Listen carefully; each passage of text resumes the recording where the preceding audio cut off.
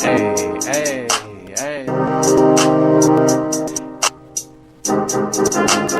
Episode 30. Episode 30 of the Red Pill Phone Tap. You know, when we get to historic numbers, we always have special things for you. We want to be like that liquor store that when you come in sometimes, there's some special bottles in there. That's what we experienced tonight. You and I experienced a limited edition Ciroc. Yep. It's always fun. Yeah. Summer watermelon. It was delicious. Just throw it on ice. It was really good. Good Lord. I was on the porch. As soon as I started drinking it, I was like, man, I'm a porch with a rocking chair right now. I feel. Yeah, I'm just like, I'm in North Carolina right now. Like, sitting out here watching the fireflies, tasting this. It was just good weather. I was relaxed, you know. I am Wesley with my best friend here, Anthony. Anthony, we have a very, very special show for them tonight. Episode 3 is all about one segment. One. It must be good if it's one segment. One segment. How bitches are like bourbon. Wow. It's going to be one segment. Before we get started, we can't deny here in the United States, we're going through very, very hard times. Pill Phone Tap is very aware of what's going on out there in the world. And as a sign of respect, we would here at the Red Pill Phone Tap like to have a moment of silence for George Floyd and Breonna Taylor. And we'd like to begin that now.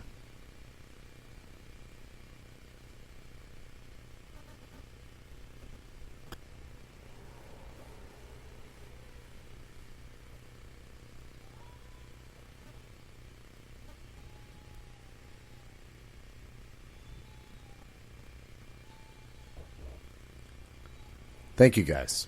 I think we're going to try to bring you some entertainment tonight. We're going to try to as Anthony likes to say, we're going to try to de-escalate for you guys tonight, because we could sit here and get just as mad as everybody else is in these times in America.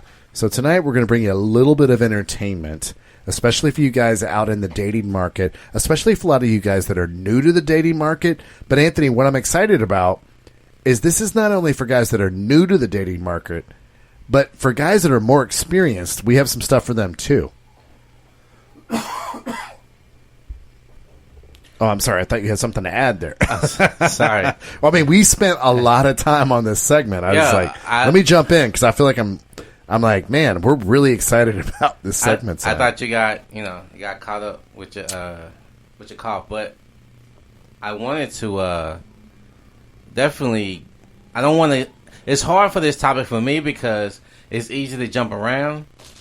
It'll be more. But that's why we're so organized. Yeah, we are very organized with this segment tonight. I mean, this has been a topic you and I have been talking about for a very, very long time, and we wanted to put this together. But Anthony, you refused to do this segment unless we could do it like really, really organized, because to your point, we could just jump around all over the place. Yeah. And you and I are bourbon lovers. You and I really kind of discovered bourbon together, like right around the same time. I was forcing you to drink this shit. I'm like, oh, let's try this shit out. Let's become sophisticated bourbon drinkers. You're like, all right, man, I like drinking it too. And I've drank it, but I didn't drink it with the knowledge of what I was drinking. Yeah, like we're drinking with like purpose now, and like we're learning how the shit's made. We're learning about the origins of this shit. We're learning about where it's made. Well, why is bourbon though? Yeah, I mean? And you and I literally went and took a class on this, right? Right. We went and took a class on this. What is bourbon? What is straight bourbon? You serious about drinking when you like, you know what? I'm gonna do this shit. I got my pen. This shit out. I got my paper. I'm serious. Let me study this shit. So, and of course, in true Wesley and Anthony fashion, how do we get a segment out of this, right? Right. But the more and more we talked about it, the more and more we were like, dude, the deeper we get into this, we can't make this like a 1-3 segment. This gets so deep, so intricate. When you talk about the layers of bourbon and when you compare them to women, and by the way, we've discovered it's a great, great comparison. What we're going to attempt to do tonight, guys, is we're going to take you, the name of the segment, of course, Why Bitches Are Like Bourbon. And we're going to kind of take you through this. And we kind of, Anthony, you and I kind of started this jokingly. But then as we sat down and organized these segments, we were like, God damn, this is kind of fucking genius, right? Like, this does, when you take women out of the conversation, because we give women too much leeway most of the time, right? But when you compare women to like something else you want, like bourbon, where you're only considering yourself, yeah, you really kind of you allow yourself to get to the core of like, what are my needs as a man? You see here, my wife just brought us food. What are my needs as a man? And what are... See, my wife's fucking up. She brought me crushed red pepper. Like, why not put it on there? You know I want crushed red pepper on my shit. We'll have this talk later. Whatever. I don't start fucking being a woman on camera because that could get me arrested. Part of the experience is putting it on yourself. No. I don't.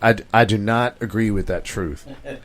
But oh, this actually looks really good. You were talking about how good it smells. Yeah. We will enjoy this as we go. Tonight's topic: why bitches are like bourbon. As I'm sitting here thinking aloud, actually, as we introduce the segment, I'm thinking to myself, like, you know what?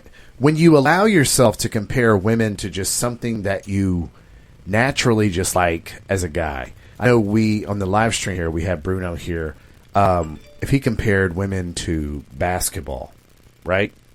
If he compared, I mean, we're only comparing, because it's maybe one of the greatest comparisons ever, but we're only comparing it to like one thing we like. And how bourbon is like bitches. Let us start, guys. Because we've got bourbon broken down into 5 different categories. And we kind of start from your top 3, your super calls, your premiums, your super calls, your wells, your calls, your connoisseur, as this is what we call it, connoisseur bourbon and allocated bourbon. And those are the 5 categories that we're going to go into tonight. Anthony, let's start with the very, very top. And we named this category the behind the glass bourbon. Okay? This is the bourbon when you go to your favorite badass fucking liquor store. They always have this section of the liquor store that the liquor's behind the glass. Yeah. Right? It's behind the glass. It's special. This is like, hey, whoa. If you need help, get with an associate, right?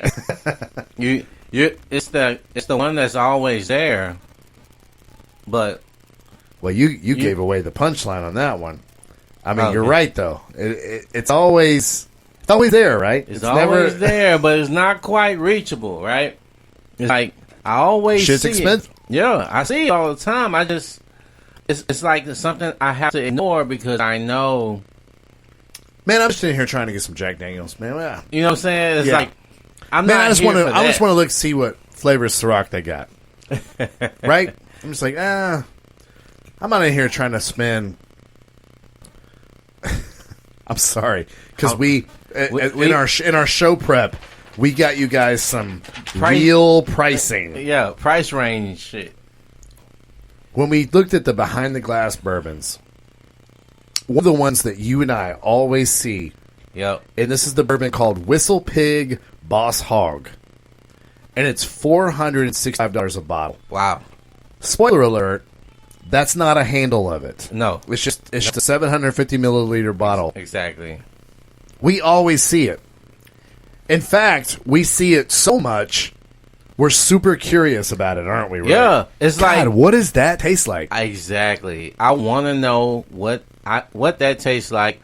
you know what? What do I have? And you go in your mind, you kind of figure out like what I got to do to come up with $4.65 to say that this is going to be worth $4.65 of my money to drink it. This is something you're figuring out. I have to drink 400. Let's be real. It's going to be about $4.80 by the time you pay taxes. So it's $4.80, $500 worth of liquor, worth the money I have to put out to actually partake of this. So when you and guess what? When you're ready to buy that, you're probably really excited. Yep. You're probably like, you know what? Finally. After all this time. I've always wondered, right? And sometimes you're like, you know what? I probably don't deserve it since I can't afford it. I probably have to do something so that I can afford it. Will you repeat that, please? Because that's very important to this segment. I forgot what I probably can't deserve it. I probably don't deserve it because I can't afford it. So I gotta that's do very something. important to this segment, guys. So I got to do something different than what I'm doing. Yeah. So that I can afford what I desire, right? Usually when I buy bourbon, I come home, I put it in this one glass. Well, that's not good enough for this bourbon, right? I gotta get a different glass. I gotta buy crystal, real crystal. Oh, man. I gotta find a special person to hang out with. I can't sit at home by myself drinking this shit, right? No. Well, I don't know. It depends how good it is. You probably taste it first in private, right? I don't know. You can't do that either because when you buy a $465 bottle of bourbon, you want to have somebody there when you open it, right? Okay. What's your? It's an event to open this, right? Okay, so it's like the chick. It's like your dime. She's an arm piece. So you ain't just gonna bring her to the house. You want to see. You want everybody to see. Yeah, you want everybody to see you with this fucking dime. You were like, hell to the no, man. I need witnesses on this shit. This isn't like I got Tammy from marketing at my house. This is like you got an Instagram model. You want to be seen with this chick. Because everybody's not drinking this. Yeah, exactly. Everybody's not drinking this. You are getting to experience this. Now, one of the things that we identified early, this type of woman, the behind-the-glass bourbon bitch, super expensive, right? Yep. And if you want to continue drinking this bourbon, you're going to have to come out of pocket really, really regularly. So if you love this bourbon and you want to drink it as a daily drinker, wow, so after you off work, you're probably what, 2 weeks? And a daily drinker is going to be part of this conversation. Is that a 2-week bottle or a 1-week bottle? If it's daily. Well, when you spend a lot of money for it, right? Yeah. You probably stretch that out over 2-3 weeks. Yeah. You know? But if you want this to be a daily drinker, which would be what? Relationship, right? That's a car note price. What are you talking about? That's more than a car note. That's a house note price. Because one bottle, lasts you a week? There's 4 weeks a month?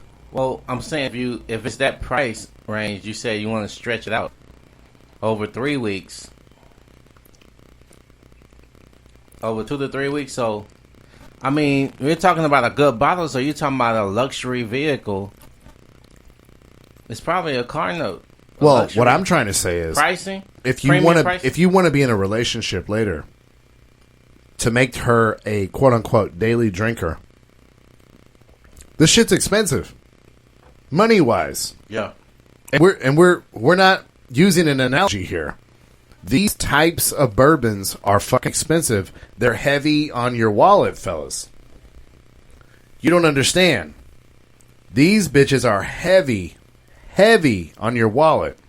But Anthony, we go deeper on this. You observed earlier This type of chick is usually pretty hot. Oh yeah. She's usually a 9 or a 10. And if she wasn't, she had the money to upgrade herself to that level. Yeah, 23, got a boob job. Yeah. Didn't need a boob job, but got one. Because she could. Because it makes it look better on Instagram, right? Yeah. The thing that I like that you pointed out, Anthony, and go into this, she was probably born into a higher level of society. Yeah. All right, so I don't want to ruin the rest of the type of women, but going into this type of woman specifically, she's probably born into money. We talked about being able to upgrade her body if she wanted. She probably gone to some great schools. So she's probably smart to a point. And she probably had extra schooling when it comes to curricular activities and knowledge beyond the classroom, right? She's probably cultured. Sport. She's cultured. You know, she's well traveled. She probably knows how to play an instrument or two.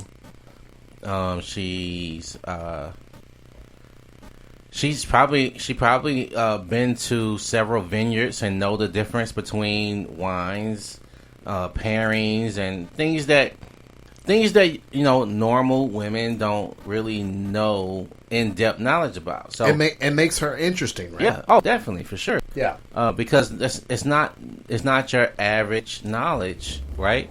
So this chick has a lot more depth to her. Some what I like to call an onion woman, where has layers to her, and she has more depth to her. The more you peel back, so she becomes more interesting because you're like, wow, she has so much more to offer than just her looks and just her body. So I'm interested in finding out more about her beyond that. So that's what I said. She's behind the glass because, yeah, not everybody can afford it, and you don't want nobody coming in and just trying to slip that in their pocket without paying for it. So, like what I said, you got to ask for associate. See an associate to have access to that, because you got to see if, hey, we're gonna take this to the register for you. It's not gonna go in your hands. These type of women, I find, don't sleep around on the first date. They date a lot. I don't know, man.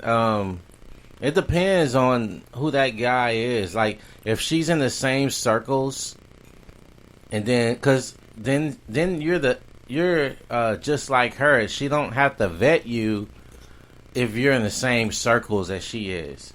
Like, though, you definitely have to find yourself in the same circles. And if you're in her circle, she's going to assume that you're already on that level. So I don't think the first date hold back sex shit exists with this chick. Well, my experience has been a little different. And here's why. These types of women usually have really positive relationships with their father. That's what I observe.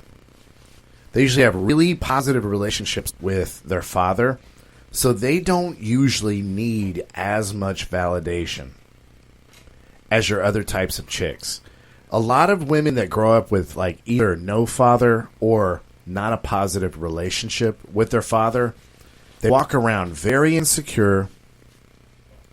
They walk around very unsure of themselves, and they need more, like, am I okay with other men? These types of women typically have great relationships with their father, and if you leave them, they're kind of cool because they still got their dad. You know what I mean? Them and their dad are very close. Okay. As you pointed out earlier, and to agree with you, they typically have more money so that they can kind of like, man, when a bitch has a lot of money, look at Cardi B before, look at Cardi B after. Bitch is fine as fuck now. I'm using Cardi B's words, not mine. Got a bag to fix my teeth. Hope you hoes that ain't cheap. And her teeth are beautiful now, right?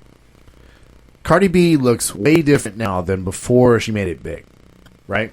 Okay. Now she's a lot more physically attractive. Anthony, what I'm trying to tell you is money does equal physical beauty. It can. I'll say that. Yeah, well, and we have, let's not spoil a category we have coming later. We have a category of women that may have a little bit of money, but they're not so cute because they're popular. But it's a nice little tease, right? Mm-hmm. But they're classy. Daddy's girl. Always. Is she more attractive because she's behind the glass? For guys like you and I, yes. Yes. Because you haven't been able to afford the bottle to know if the value is there just because she's behind the glass.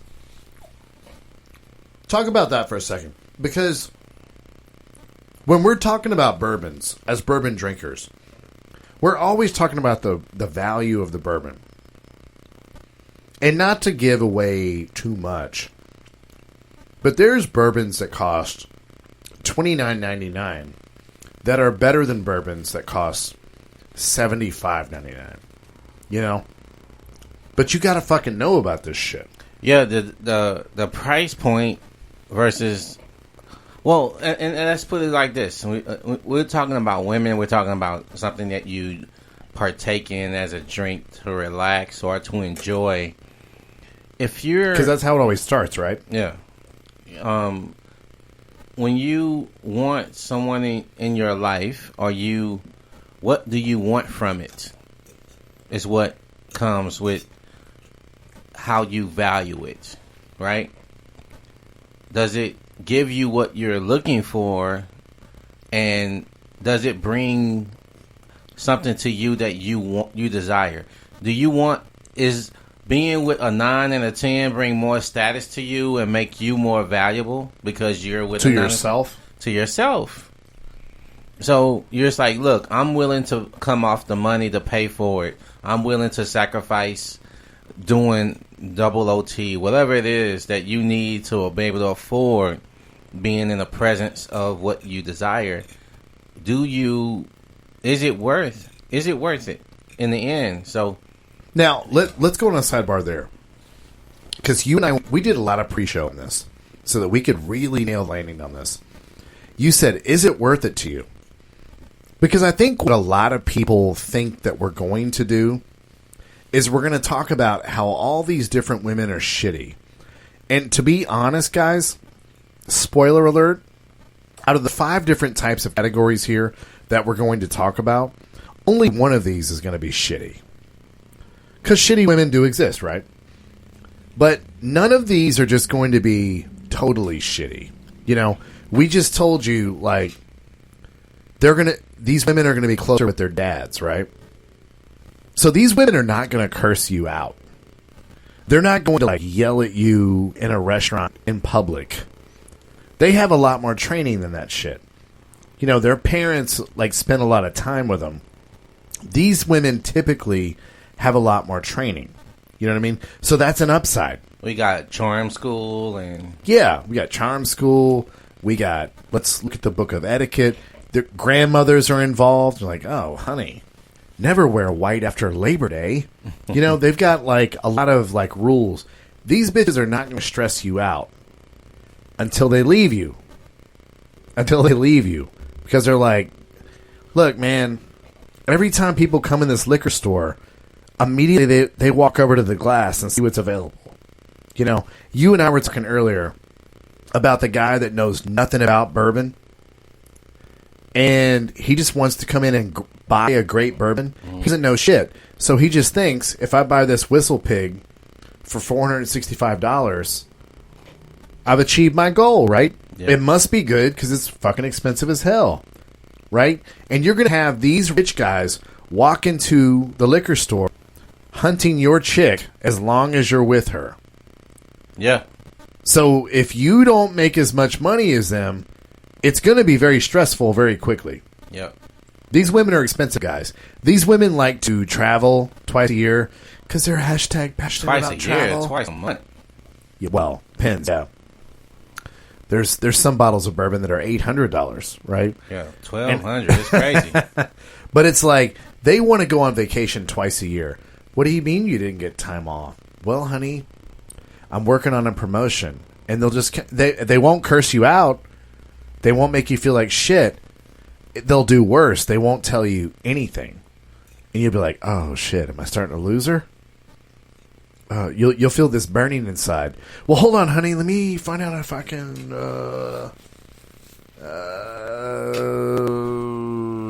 Get a loan for another card. Well, let me see. Guys, the point about these behind the glass bitches, they're expensive, goddammit.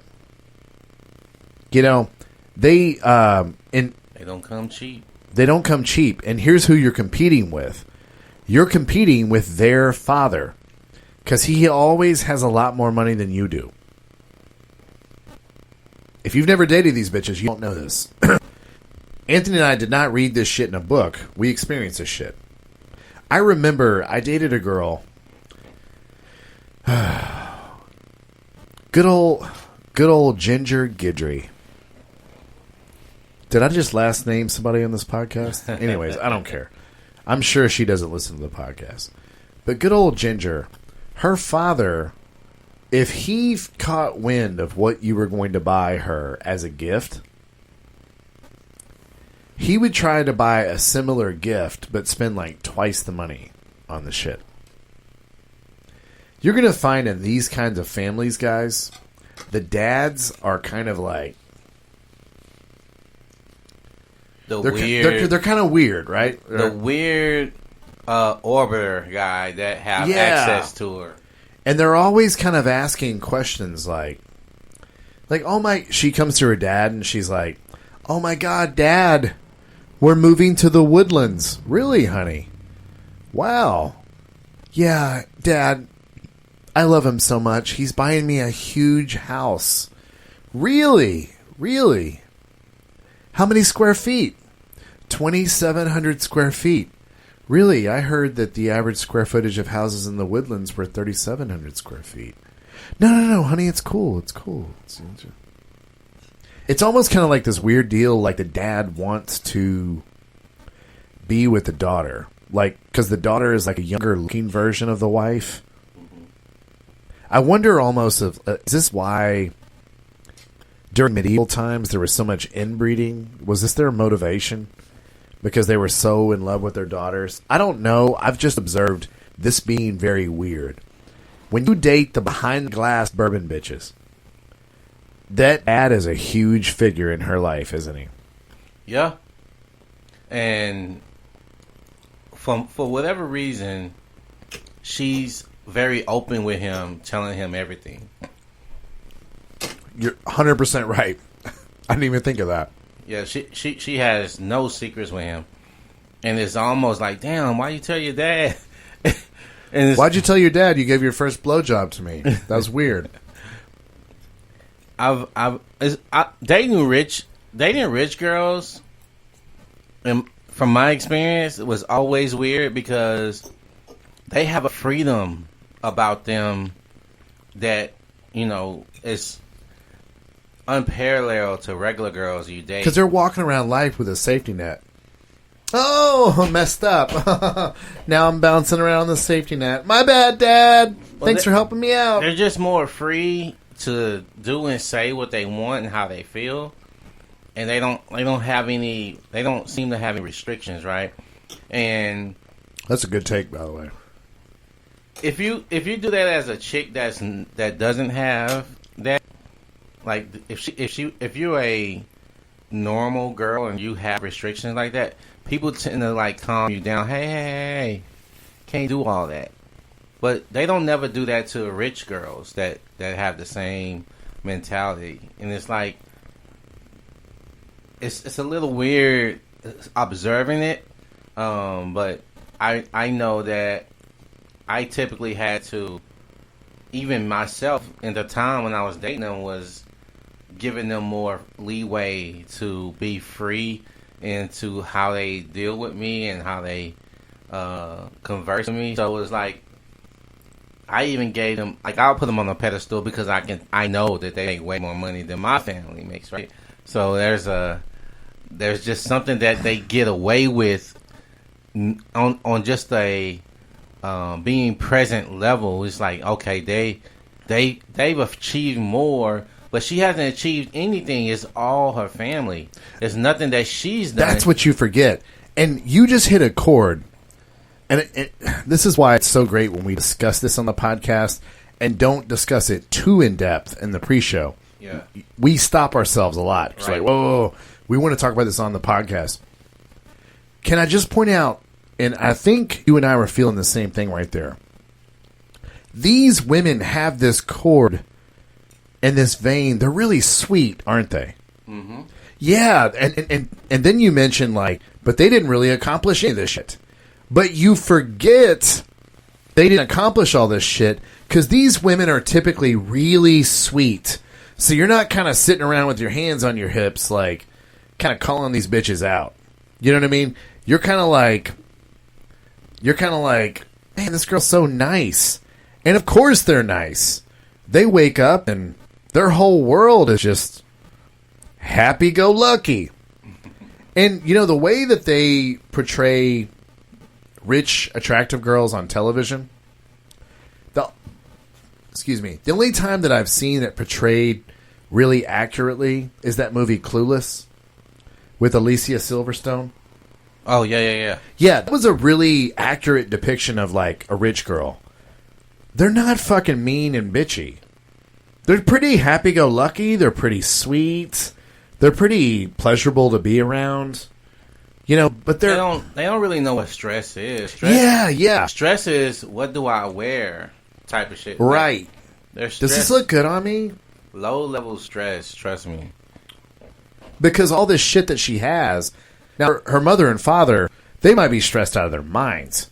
Because they had to actually go get all this shit. Yeah. You know, especially if they're a first-generation wealthy, holy shit. The dads are super stressed out, and they're super protective of their daughters. But the girls are typically really sweet. What media typically depicts is that rich girls are super bitchy, and they're really mean. Rich girls that are attractive, they might be mean to other rich girls. But if you're dating this bitch, she's pretty nice to you. That's why you forget she has not accomplished any of this shit. Especially,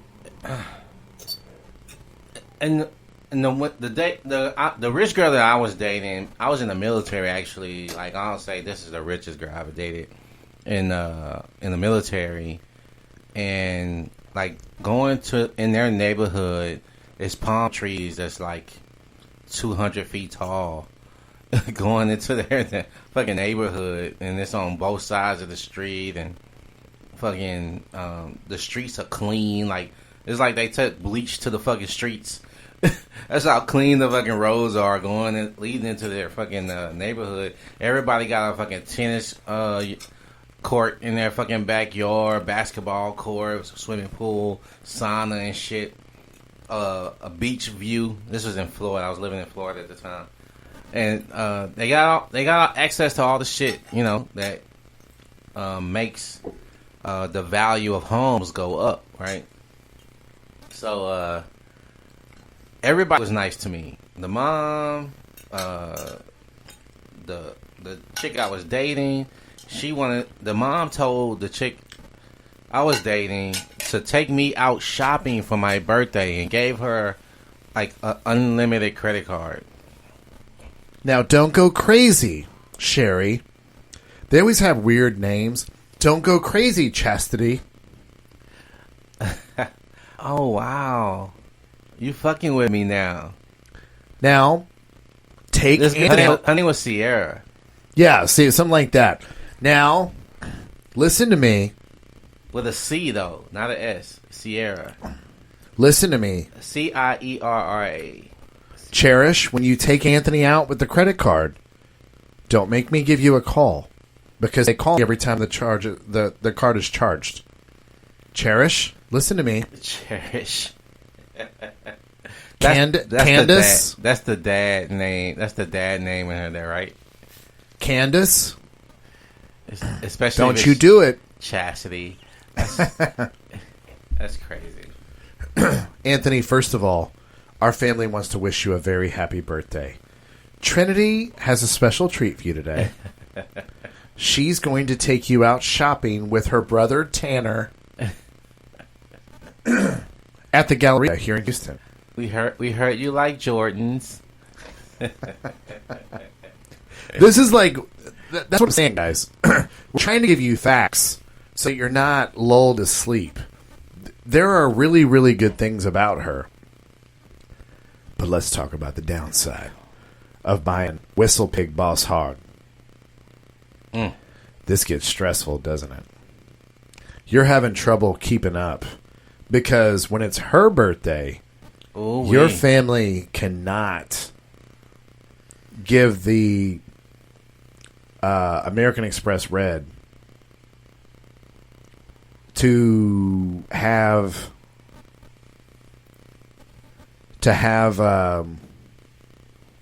Victoria go around the Galleria and get whatever she wants. So now she doesn't say anything because her dad gets her everything she wants. Anything. But a little bit of stress first erupts in you, doesn't it? Uh-oh. And you're like, well, I got to compensate. I got to dance. I got to do some really creative shit. I've got to find out that you got to find buried treasure. Yeah, she really likes fireworks, so I'm going to talk to my buddy who works down at Transco Tower. And he's going to get me to the very top of the building. During the night, fireworks display goes off. You're like, yeah, because you can't even buy that with money. Woo, did it. Right. All right. But how many times can you do that, man? Man, you got to be so creative. And you can't do repeats. No, never. And it's like going to the liquor store owner where the Whistle Pig is sold for $465. And you're like, look, I noticed you don't have very good rims. My uncle owns a rim shop. If I give you some rims, will you give me the bottle of bourbon? All right, cool. You can't come back next month with rims. No. God damn it. You got to pull another fucking magic trick. Yeah. Knowing goddamn well you cannot afford $465 bottle of bourbon. You better come up with another magic trick. Hey, I noticed that the liquor store needs to be power washed. I own a power washer. I can power wash the liquor store. All right, here goes another bottle of bourbon. But eventually, magic trick run out, and you're sweating because what does that look like in your relationship? It looks more like what we were talking about earlier, where I can't deliver the same caliber of gifts that her family was bringing to me. And again, you're so caught up on this bitch because usually these bitches fall into three numbers: 8s, 9s, and 10s. Yeah. As far as looks, yeah, because they've had every advantage, right? Right. We just talked about it earlier. They might be 23 years old. They got a fucking boob job. Why? Because it just looks better. Or think about it. If you got this kind of money, you can afford a good-looking woman. That you can attract great-looking women. Yeah, but at the same time, so you're procreating with good-looking women. Yeah, but you're forgetting. You're like, I want to keep drinking this Whistle Pig. Oh shit! And what you forget is that like she didn't do anything to get all this shit. No, she was just born with it. So simultaneously, she does not have any understanding of why you can't get her the same shit or appreciation of what you did to do what you did right in the first place. Right. So it's like money just comes to people who work hard. If you work hard, you can get it. But bitch, you've never worked hard. No. My dad has though. My dad though. Yeah. So how come you don't work as hard as my dad? Right. Bitch, your dad got all that shit and started trading. What are you talking about? Are you talking shit about my dad? Right. Then she gonna run to her dad and tell her dad what you said. We just hit the other part of what's annoying about behind the glass bourbon bitches. The way they talk always is annoying. So what do you mean? You mean like my dad is not really a hardworking person as my dad? Well, if typically she's a replica of a mom, or she's the opposite of a mom, and Well, that's a good point. It's black or white. It's not. Yeah. There's no gray area. yeah, But keep in mind, guys, Anthony, I'm going to let you go into this because this is a good explanation. But keep in mind, guys, all women eventually become their moms. So if she's the opposite today, she's going to be the opposite tomorrow, like later on when she becomes her mom. I'm sorry, Anthony, I cut you off.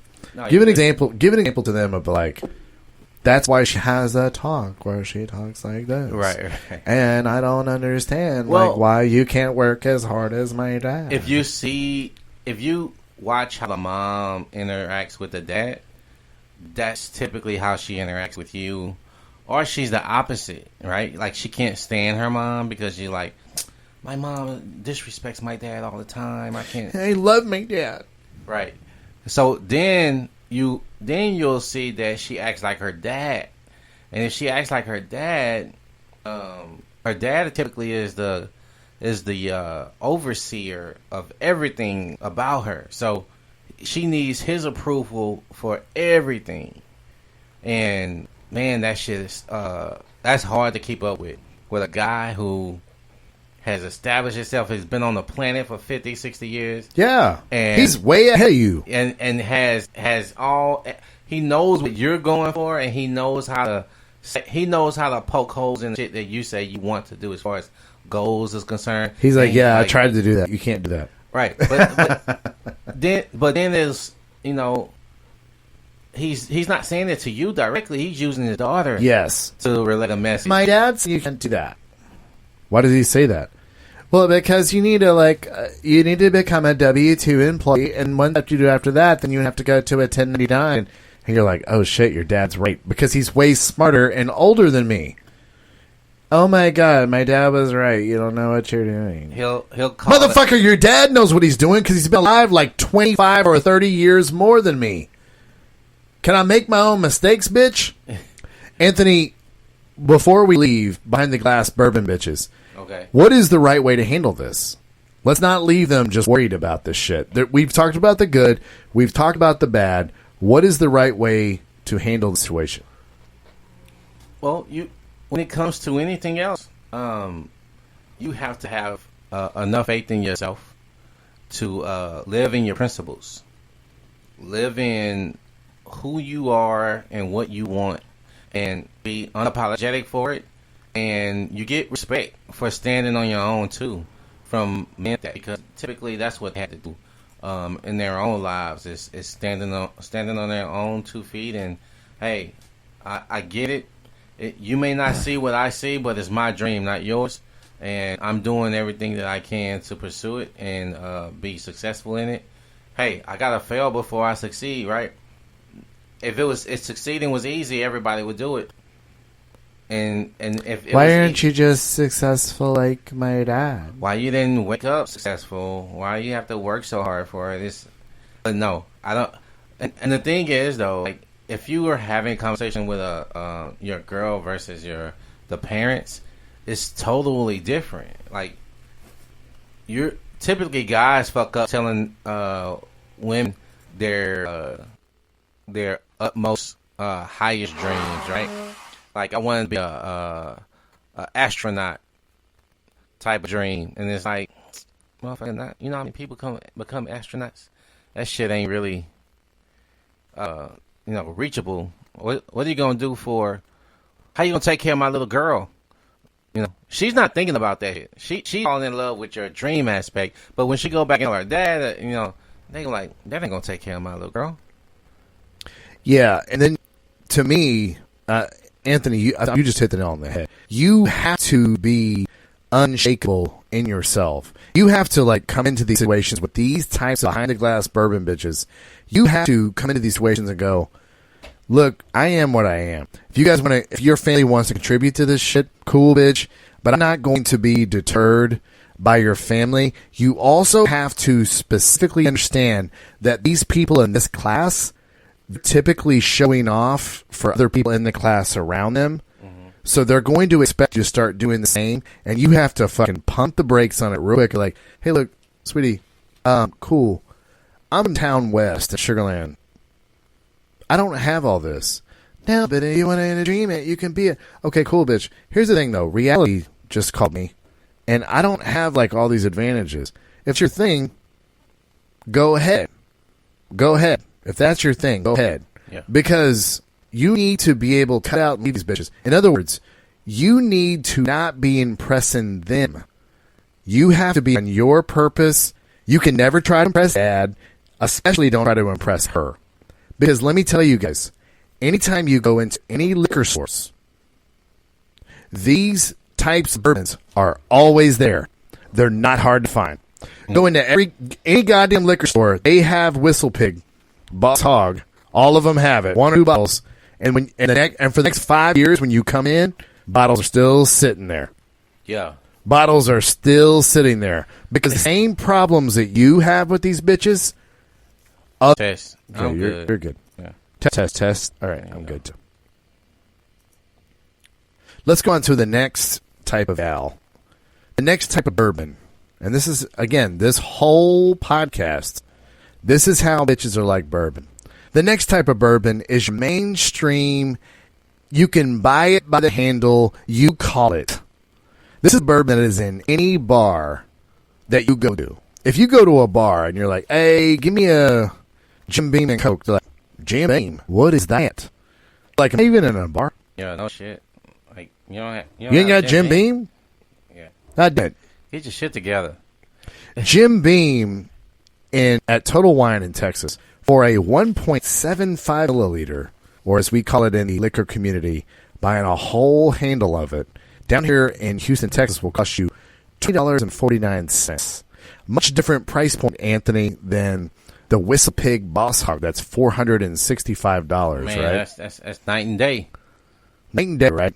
Wild Turkey 101, a handle of it. 1.75 milliliters. So that's 2 bottles in a handle. That'll cost you $37.99. It's still That's night and day from $465 for a bottle half the size. right. Evan Williams. You want a handle of Evan Williams, 1.75 milliliters here, down here in Houston, Texas? No problem. $19.95. You good. What's crazy is anybody that's ever gone to a bar and drank bourbon, they know Jim Beam, they know Wild Turkey 101, they know Evan Williams. They're popular. Anthony, talk about who this girl is. She's always popular wherever you meet her, isn't she? She doesn't look as good. She's not a dime piece like our behind the glass bourbon bitches. But she's popular. She's that cute girl in the bar that's fun, right? She got super fun. Yeah. She got potential. You know what I'm saying? Like because you can get so much of it so easily, sometimes you can overlook the value of it because it's so readily available. Even though it's popular, even though you can get it anytime you want, there's some qualities to it that you like because it has a brand name, it has a following. You know what I'm saying? This is a girl who's getting likes, in her Facebook post. She's not getting the hearts. She's so funny.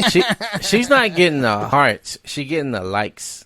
Yeah. I mean, because if you're one of the simps that's out here like pressing like and pressing hearts on girls' photos, and this chick is the ones that's getting the likes, not the hearts. The you call it bitches, Anthony, are they the ones that have a lot of guy friends? Oh my God, all my friends are guys. Yeah, sure. Because if you are available all the time, then of course you're gonna be all friends are guys. You're gonna have people that's always in your face and available. So if you try to upgrade, right, the price is gonna start to go up a little bit more than what this is. So you're gonna have to change. You definitely gonna have to make a decision. Like, okay, if I'm gonna move up above this, I can't just drink all night. This is the chick you can drink all night with. Yeah. This is the chick that you're like, oh, give me another one. Like, you leaving a tab open on this chick. Yeah. Whoa. What is it like? You'll get a drink special, or the DJ will come out. All right, everybody, we're gonna have $11 Patron shots all night long. And it'll be $4.65. You call it all night long, and you're like, whoa, call? You can get Jim Beam, Ricky 101, Evan Williams. You call it for $4.65. Yeah, leave my tab open. Yeah. Leave my tab open. We good. I'm gonna do that there. I handle this. I handle $4.65 drinks. That Whistle Pig at $4.65 a bottle, which comes out to what in a bar? Like $40 a shot. Yeah. You know. Hey, close out my tab. Close out my tab. Don't let anybody else order on my tab. That Boss Hog Whistle Pig. Not at all. Don't let anyone else do it. Jim Beam. Yeah, leave that shit open. Leave that shit open. We pointed out this type of chick, the you call it. A lot of old guys in the bar she hangs out with likes her, right? Oh, yeah. A lot of the old guys like her. She likes getting attention from old guys, right? Well, she'll never lose their attention because everybody can afford that, right? You know, if you're a bourbon connoisseur, of course you can afford this level of chick. You know, you can take this chick out to what's the TGI Fridays? Yeah. You can take her out to. You ain't gonna take this bitch to Dubai. Hell No. Hell no. But Jim Beam, and let's just compare this bitch to the bourbon. Jim Beam, Turkey 101, Evan Williams. Let's just be honest, Anthony. You and I keep that shit in our house so that we can, like, have house bourbon. When I have Turkey 101 in my house, that's bourbon I mix with coffee. When I want to have, like, a coffee drink on Saturdays. I only drink Turkey 101 neat when I don't want to drink my good shit. You know, I look over at the Eagle Rare bottle, and I'm like, I kind of put a little bit too much of a dent into that. Let me just pour some Turkey 101 neat. And by the way, it's not great, but it's good. Good. Question mark? It's good but enough. It's good. It's good enough. Yeah, it's good enough. And it's so just quote. I'm using air quotes here. It's so good. I don't feel guilty mixing this shit with Coke. I don't feel guilty mixing shit with coffee. I don't feel guilty drinking it. I'm gonna say it's typically a lower proof too, right? Well, except Turkey 101. Yes, it's typically always 90 proof. So it's kind of always the same proof. I was going to say like 80. I thought those were typically in the 80s. You're asking me to look this up, my friend, and I will. But Anthony observed that she gets a lot of it from old guys. Does this kind of mess with her mind a little? No, I think it gives her a higher sense of self because she's got all these old dudes in the bar. You know what I'm saying? Does it? I mean, I you know what? Can, hey, come here. Hey, come here, sweetie. Get over here and give Uncle Robbie a hug. By the way, they're related. Come on over here and give Uncle Rob a hug. Let me take him right here. Come over here. Hey, Crystal, get us a shot of Patron. Yeah, I know you like Patron, honey. I've been here with your fucking 10 years. A regular at this bar. Get over here, take and lick the. Oh, daddy, actually, lime. Ooh. No, I'm just fun. It's okay. Let me tell you something. Get over here, I'm serious. If that boy there, Anthony, he don't treat you right, you tell him Uncle Robbie's going to beat his ass. Oh, Uncle Robbie's dead. No, I'm serious. I'm serious. Uncle Robbie beat his ass. And then they have that talk over there, and she's got this weird. You're right, Anthony. It's 80 proof. Yeah, it's 80 proof. There's not a lot of proof in this pudding, is it? Well, it's got a good name brand. This bitch has drank at this bar for fucking ever, right? So she's a high sense of self, right? 80 proof. Not a lot of alcohol in it, and it's made good enough. You don't have a terrible hangover, right? Yeah. And for $18.99, golly, $18.99 for 1.75 liters. By the way, I've been saying milliliters. 1.75 liters for $18.99. Not bad, right? Hell no. And we say that she's readily available everywhere. Guys, this type of girl is in every bar you're going to go to. Always in stock. Yeah. She's going to be in every bar you fucking go to. Every one of them. And you're going to see this everywhere. She's probably flirting hard across the bar away from you when you come in and sit down. That's just what I've always done, Anthony. This is where, look, if you have a problem with me coming to this bar and doing what I do, then you can say, and then she's drunk. Yeah, hey, man, what? I dated a chick like that where every time we go out, she's getting fucking shit-faced. Like, she, by the end of the night, she can't finish her sentences. Ladies, you get drunk too. You get drunk too. She's not making sense. It's like, bitch, you get drunk every night. It's like, damn, man. You know what? You were fun, but now I gotta babysit you now. You went from fun to now I can babysit you because other guys, guess what? There are wolves inside that fucking bar that's waiting for her to get fucked up. You know what I'm saying? Now, Anthony, you mentioned earlier that you call it, bitch. She is not as hot as the behind the glass bourbon bitches that are typically 8, 9s, and 10s. But she's way more like. But she's cute. Yeah, right? She's cute. So she is in the 5, 6, 7 range. Yeah, for sure. Yeah. And then we're down on the 5 end of the spectrum, but she's got a really pretty face. Well, 5 is average, right? Right. So 5 is average, right? Yeah. So it's one of those things where she's a 5, 6, 7. So Anthony, this type of girl is really grateful. A 7 is pushing it though. Like, yeah, 7 is pushing it. But a girl that's a 5 or a 6 or possibly a 7, she's going to be more, because you used to be with a whistle pig back in the day. She's going to be grateful that you kind of like dated down for her, right? Hell no. No, dude. Let me tell you who's going to be more grateful to you, because I want to follow this as we go. That fucking behind the glass bitch is going to be way more grateful to you, and she's an 8, 9, or a 10. And guys, don't argue with us on this. Anthony and I know this. Those 8, 9, and 10 bitches, they come from really secure families, and they treat their dudes good.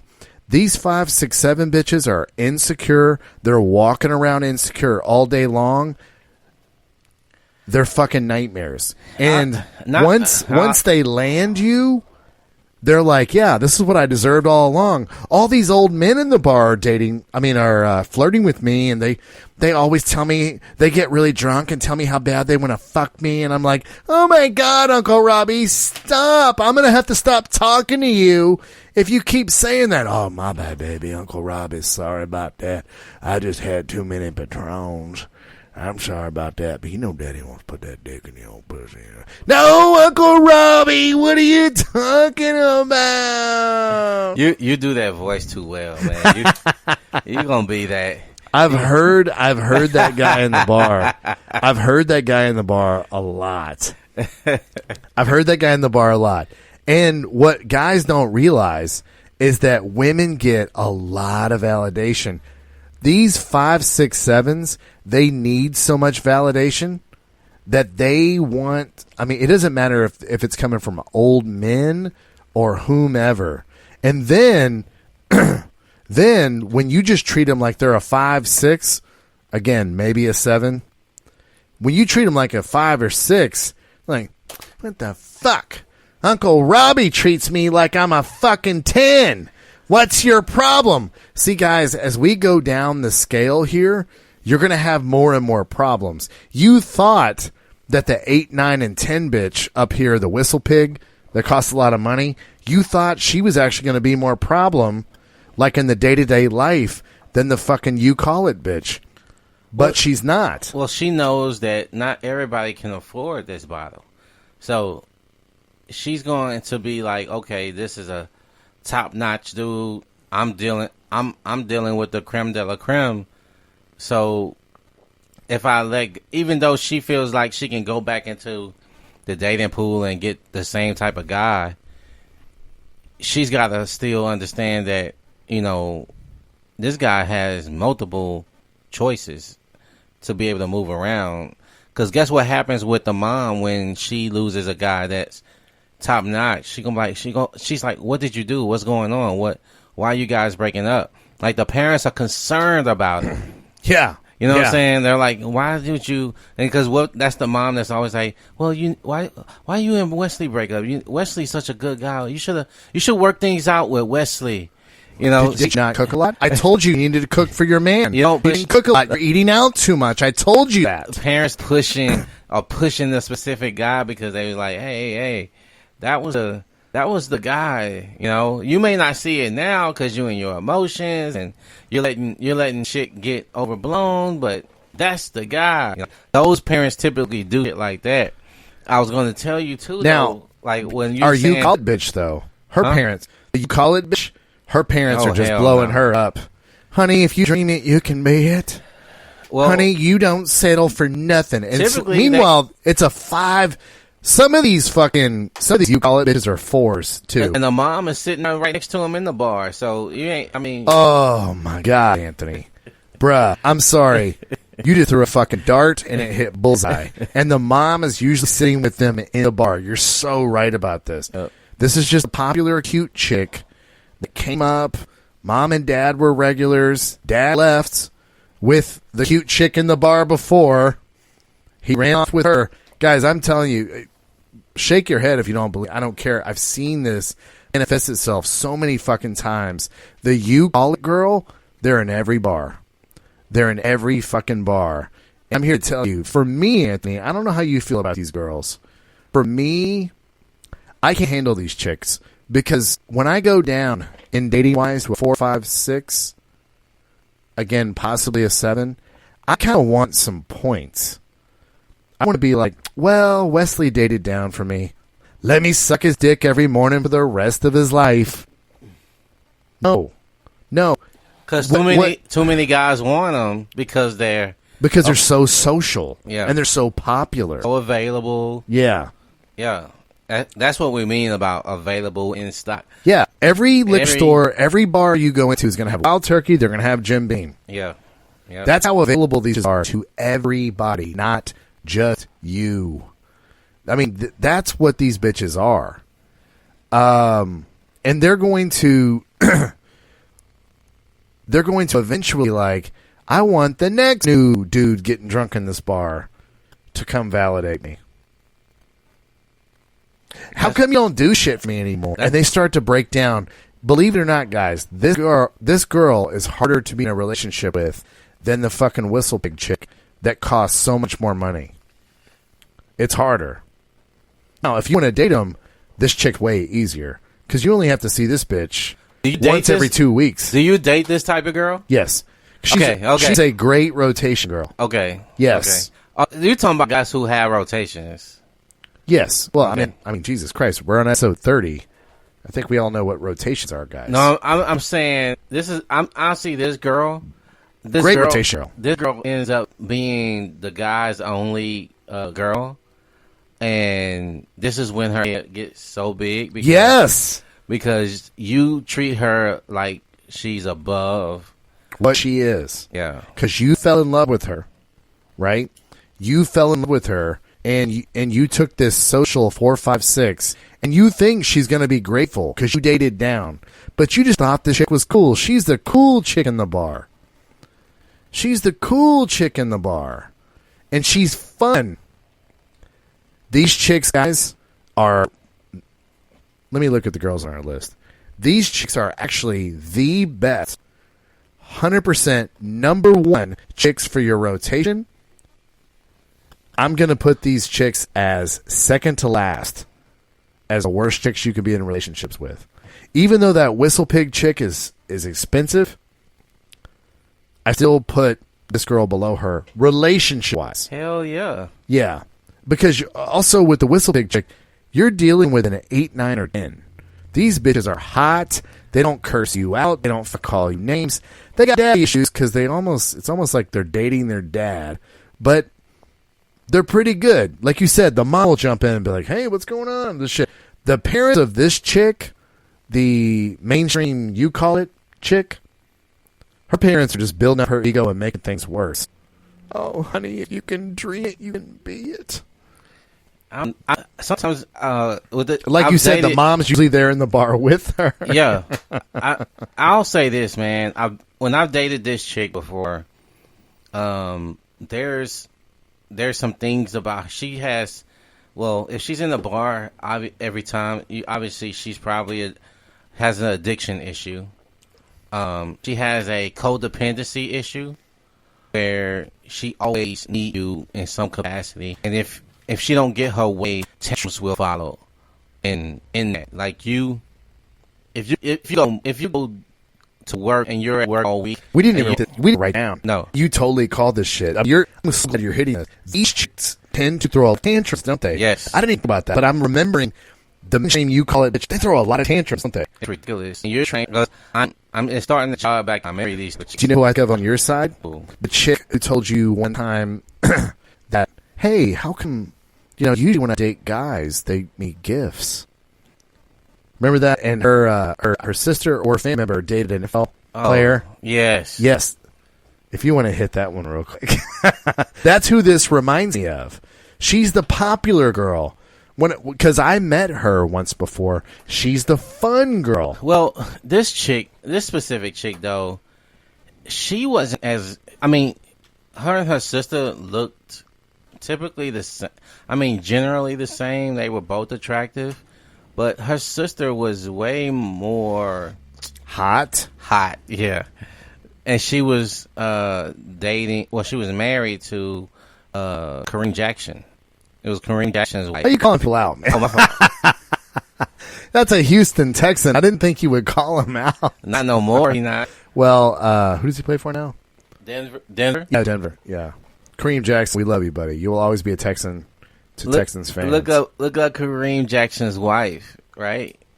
But, I want to see this. Because I haven't seen this. Yeah, look up Kareem Jackson's wife. I like Kareem Jackson so much that I didn't want this to be called out.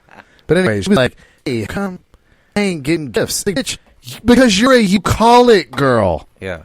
You're not Kareem Jackson's wife. What you talk about, bitch? Kareem Jackson is sisters who I was dating, right? So, and by the way, she fits this profile perfectly. She was the fun girl. When she's at the bar, she's kind of running around and talking to people. Yeah, very social. Very social, very popular. Available. Oh, Jesus Christ. I can't even believe that's her sister. He's a fucking hottie. She's got hottie on a girl next door level, too. It makes her even more fucking hot with her fucking gorgeous, long, natural hair. Yeah. Look that up, fellas. Kareem Jackson's wife. Yeah, hot as fuck. I don't know what to tell you. I was trying to see. I have no other takes on that other than she's hot as fuck. I was trying to see if her sister made it in those. Let me see. Is that it right there? Where? Maybe? Go up. Here? Right there, yeah. Let me see. Sister made it in the photo. Is this her? Right here. I can't. I'm trying to turn it around. I can't see. Well, it. I can't turn it. Oh, damn. Yeah. It looks like her. Yeah, it looked like it's her right there. Yeah, and it was just like when I met her, I was like right there. I was in the fun lane with her. She's Turkey 101. She's a handle at Evan Williams. You want me to tell you what fun is? Grab a fucking 3 liter of Diet Coke and a handle of Jim Beam. It's fun. It's good fucking bourbon. But let me tell you guys, when you boo up with these bitches, it's a different fucking story. Because they want all the shit. Man, this is the perfect example, too. They want all the shit that their sister got when she married Kareem Jackson. And, bitch, you're just a fucking 4 or 5. Sorry, honey. Yeah. You're cute as fuck, and your personality is fucking awesome. Right. Because hers was, because Yes. I met her. And I really enjoyed hanging out with her. No bullshit, man. I was just like, oh, man, this fucking bitch is fun. But then when you told me later what she was saying, like, bitch, what? Bitch, ain't nobody buying you gifts on a fucking date. Nope. Gifts are for Wives and girlfriends. wives and girlfriends. Only 2. Anthony, I feel like this part of the podcast is going to be the meat and potatoes. Because we've gone through the behind the glass bourbon biz, and we've gone through the mainstream full handle, you call it bourbon bitches. But I feel like we're going to have more fun on this segment. These are the well bourbon bitches. Ugh. The well bourbon bitches. If you guys are Drink young, this. if you guys are young and you've never been to a bar, if you go and you tell them, hey, give me a bourbon Coke, they'll be like, what bourbon do you want? And you'll be like, I don't care. That's when they pour you the well bourbon. When they ask you, what bourbon would you prefer? Typically, it's like if you do like a whiskey. Typically, it's a whiskey and Coke, right? Because guys normally guys not normally calling for a bourbon. If you're calling for a bourbon, you probably know exactly what kind of bourbon. That's a good take. Yeah, that's a good take. So like a whiskey usually and like Coke. Whiskey and Coke. Yeah. Do you have a whiskey you prefer? And then a lot of guys will be like, yeah, Jack Daniels. Exactly. Yeah, but if you're trying to be cheap, yes, and you don't care, that's what you're gonna say. What specials do you have? Yeah, or if you're like long in the tooth like me, you'll just say, just give me the well. Right. And the well bourbon. Anthony, you're the one that pointed this out in the pre-show. The well bourbon is bourbons you've never, ever heard of. Right. We looked them up tonight. Remember earlier when we were saying you could get a bottle of Whistle Pig for $465? You could get a handle of Jim Beam for $20.49 or a Turkey 101 for $37.99. This is in Texas where liquor is a little bit cheaper, and our taxes are a little bit cheaper too. But we pulled all this pricing from the same store. When you get a well bourbon, Anthony, you're going to get bourbons that you've always heard of, like Ancient Age. Who? You can get a bottle of Ancient Age for $11.99, or you can get it for a $3.50 well bourbon and certain bars here in Houston. Hey, what kind of well bourbons do you have? We get two. We got Rebel 80 and Old Granddad. Yeah, let me have the Old Granddad. What the fuck? You can get a bottle of Rebel Yell. Oh, you thought we were making this shit up, didn't you? You can get a bottle of Rebel Yell 80. A whole bottle of it for $12.99 here at Total Wine here in Houston. Gosh. Shout out Total Wine. Old Granddad must be better because a bottle of Old Granddad, a whole bottle, everybody, will cost you $14.99. How a whole bottle? Is that 750? 750 milliliters. Okay. But hey, what well y'all got? Well, our calls are Jack Daniels and Jim Beam. Yeah, what y'all's well? We got Jess James. Wait, the cowboy? Wait. You can get a bottle of Jesse James here in Texas for $14.99 a bottle. Anthony, what's the cheapest bottle in there? Ancient Age. How much is that? $11.99. But don't forget, for just $1 more, for $12.99, you can get Rebel Yell 80. I mean, all of these have to be 80 proof, right? Oh, I mean, man. all of them. Every well bourbon is going to be 80 proof. It's going to be very weak. It's going to be blended with lots of other shit. They're going to fill your glass up with ice, so it's going to get even more watered down.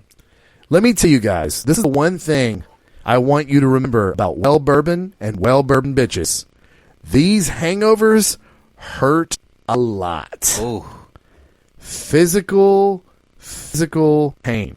If you get drunk in a bar on well bourbon, fellas, it's a painful hangover. Mm.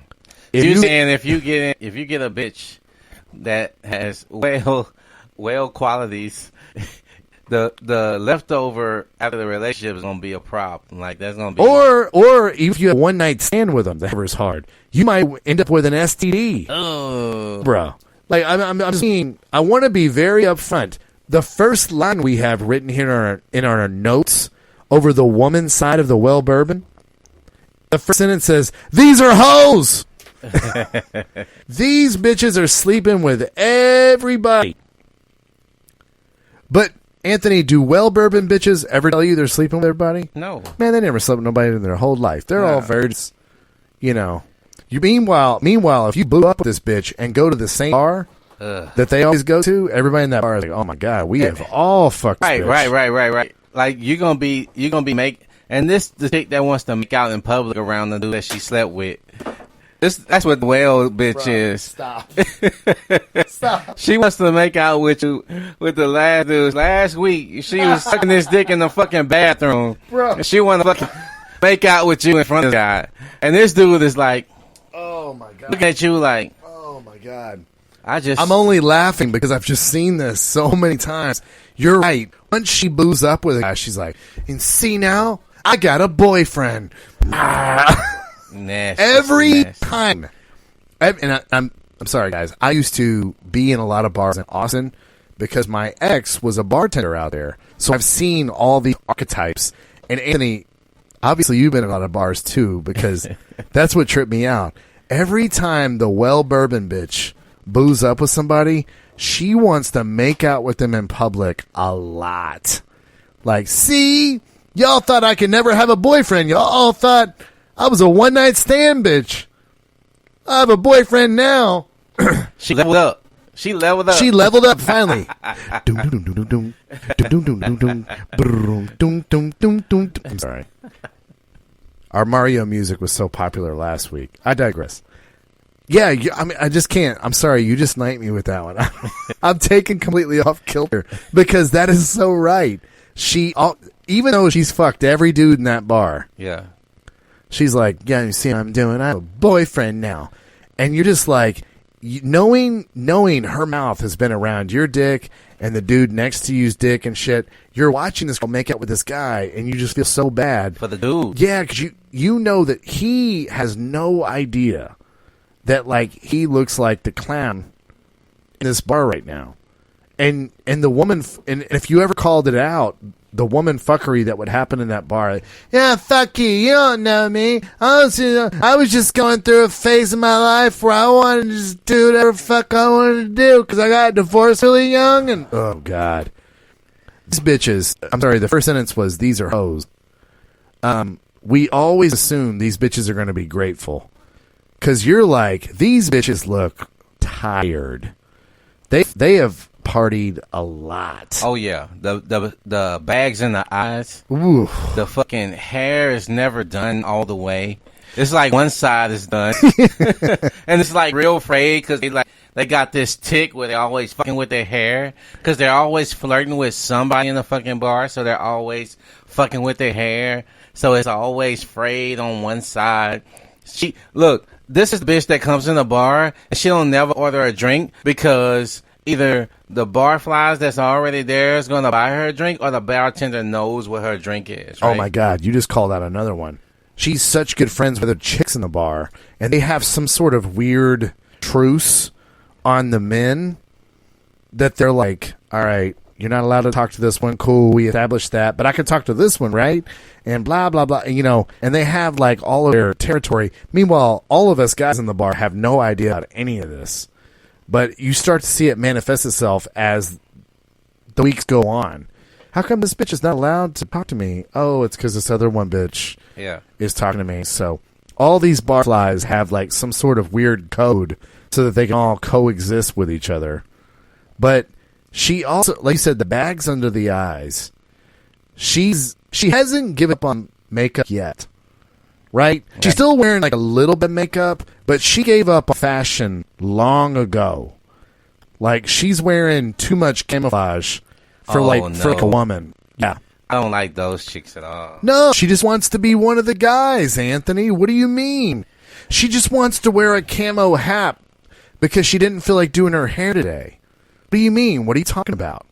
You're like, look, bitch. Yeah. Kate Upton could wear a camo hat and look hot as fuck. You don't look hot in a camo hat. You bourbon looking bitch. No, this bitch is when she's wearing a truck driver's hat. It's a whole giveaway. Oh my God! Straight up hoe. These bitches are really loud in the bar. Oh yeah, they're always really loud. Yeah, they will talk. They will scream your name from across the bar, straight up. And they will talk about your private conversation out loud, and they'll lead that. If you definitely better not give up any personal information. About Never, yourself. Especially if you put this bitch in your rotation. Now, let me give them a compliment because most of the things we're gonna say about the bourbon bitches is gonna be insults. I will tell you this. If you put this bitch in your rotation... She ain't turning down sex to you. Yeah, never. And she won't cock block you with bitches in the same bar. I've witnessed this. I'm thinking about the same woman right now. I would show you a picture, but you would not want to see a picture of an unattractive woman, so I'm not going to show it to you, Anthony. But I'm thinking of this one chick. She would let you like flirt with other chicks. You might go home with another chick and shit like that. But she wants to kind of know that in the social group, even though you fuck other bitches sometimes, that like in the social group, you belong to her and no one else in the social group. You can't sleep with anyone else in the social group. But she's going to cockblock you if a strange bitch comes up in the bar. Do you understand what I'm saying? She won't cockblock you. Oh, okay. She doesn't necessarily have to be your girlfriend. Well, you're saying that she's not possessive. Yes. But how can she when she is? Well, but she's possessive in the social group. And let me be more specific. She's possessive with the bar regulars. That's what I'm saying. Okay. So, of all the bar regulars, you're not allowed to sleep with anyone but her. But if some fucking random strange bitch shows up one night and she's visiting with all the other bar regulars, and then you meet this bitch and take her home, she's cool with it.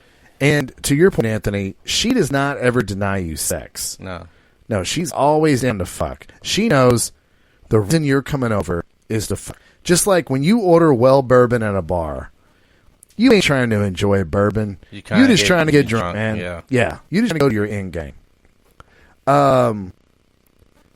Let's talk about the dark side of well bourbon bitches, though. Oh, that wasn't the dark side? Oh, none of that was. Oh, that was all the benefits. Oh, shit. It gets worse. She doesn't wear makeup. She doesn't wear a lot of makeup. Bags under her eyes. She doesn't dress very well. No, those were all the upsides, Anthony. Ah, damn. The dark side of this is she's going to fight with you. And these fights are going to be screaming, cursing matches. She's going to find out your deepest, darkest secret. She's going to find out your grandmother died of cancer.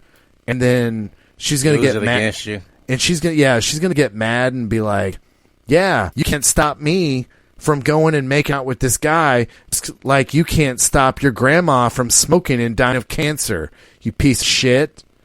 And you're going to be like, I can't believe someone said that to me. And then she's going to show up to the bar a week later and act like nothing happened. Hey, what have you been up to? Well, she going to blame it on the liquor if you bring it up. I was drunk. What's your problem? Yeah. What's your deal? Now you sensitive? We got a question in the group. So she makes a good backup point guard. Where would you put her in the rotation, Anthony? This is a very good question, actually. I know friend Bruno is making a joke, but well, bourbon girl, I just told you she makes a good rotation girl. Yeah, she's on because she doesn't need a lot of attention. You don't need to call her, but like once a week. Yeah. Where's she at in the rotation? I would say she's like Matt Bullard to me. Like, what did Matt Bullard play? Forward. He was a shooting forward. Yeah, weird. That doesn't even exist anymore. In the corner, like he's the corner 3-point shooter. Like you're not the offense going to you, but if for instance we get double team going to the hole and I need to kick it out, just be ready to shoot. No, don't try to get involved in the offense. You're more of a if nothing else works and you happen to be open because no one really respects your game. You're just there. You're just. But back before the 3-pointer is what it was. I mean, back before the 3-pointer is what it is now. He could hit a 3 back then. Yeah. The first game I ever saw Matt Bullard play in, because he was so tall, they just happened to like drop it down to him on steal, and he went up and like back dunked it. I was like, what the fuck is this? But you're right. Matt Bullard was a role player, and I think Bruno's right. A backup guard. Yeah, backup guard's good because they're aggressive. They're going to be like, you walk into the bar they're at, oh my God, Anthony!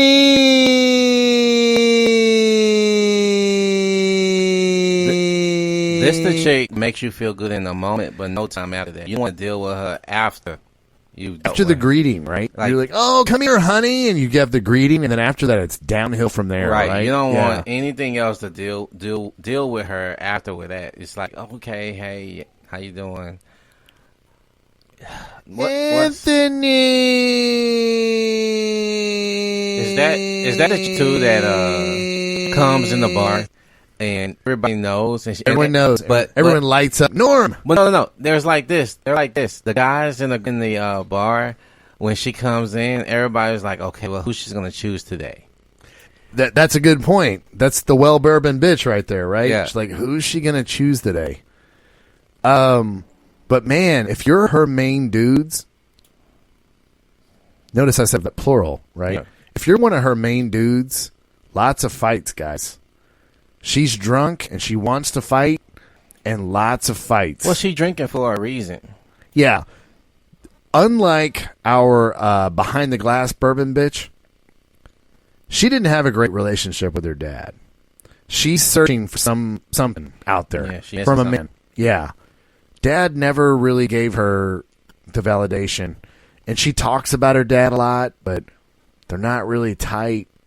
So there's just lots and lots of fights. Get ready with the Bourbon bitch. Get ready for a lot of physical fights, too, guys. This bitch wants to physically fight you as well.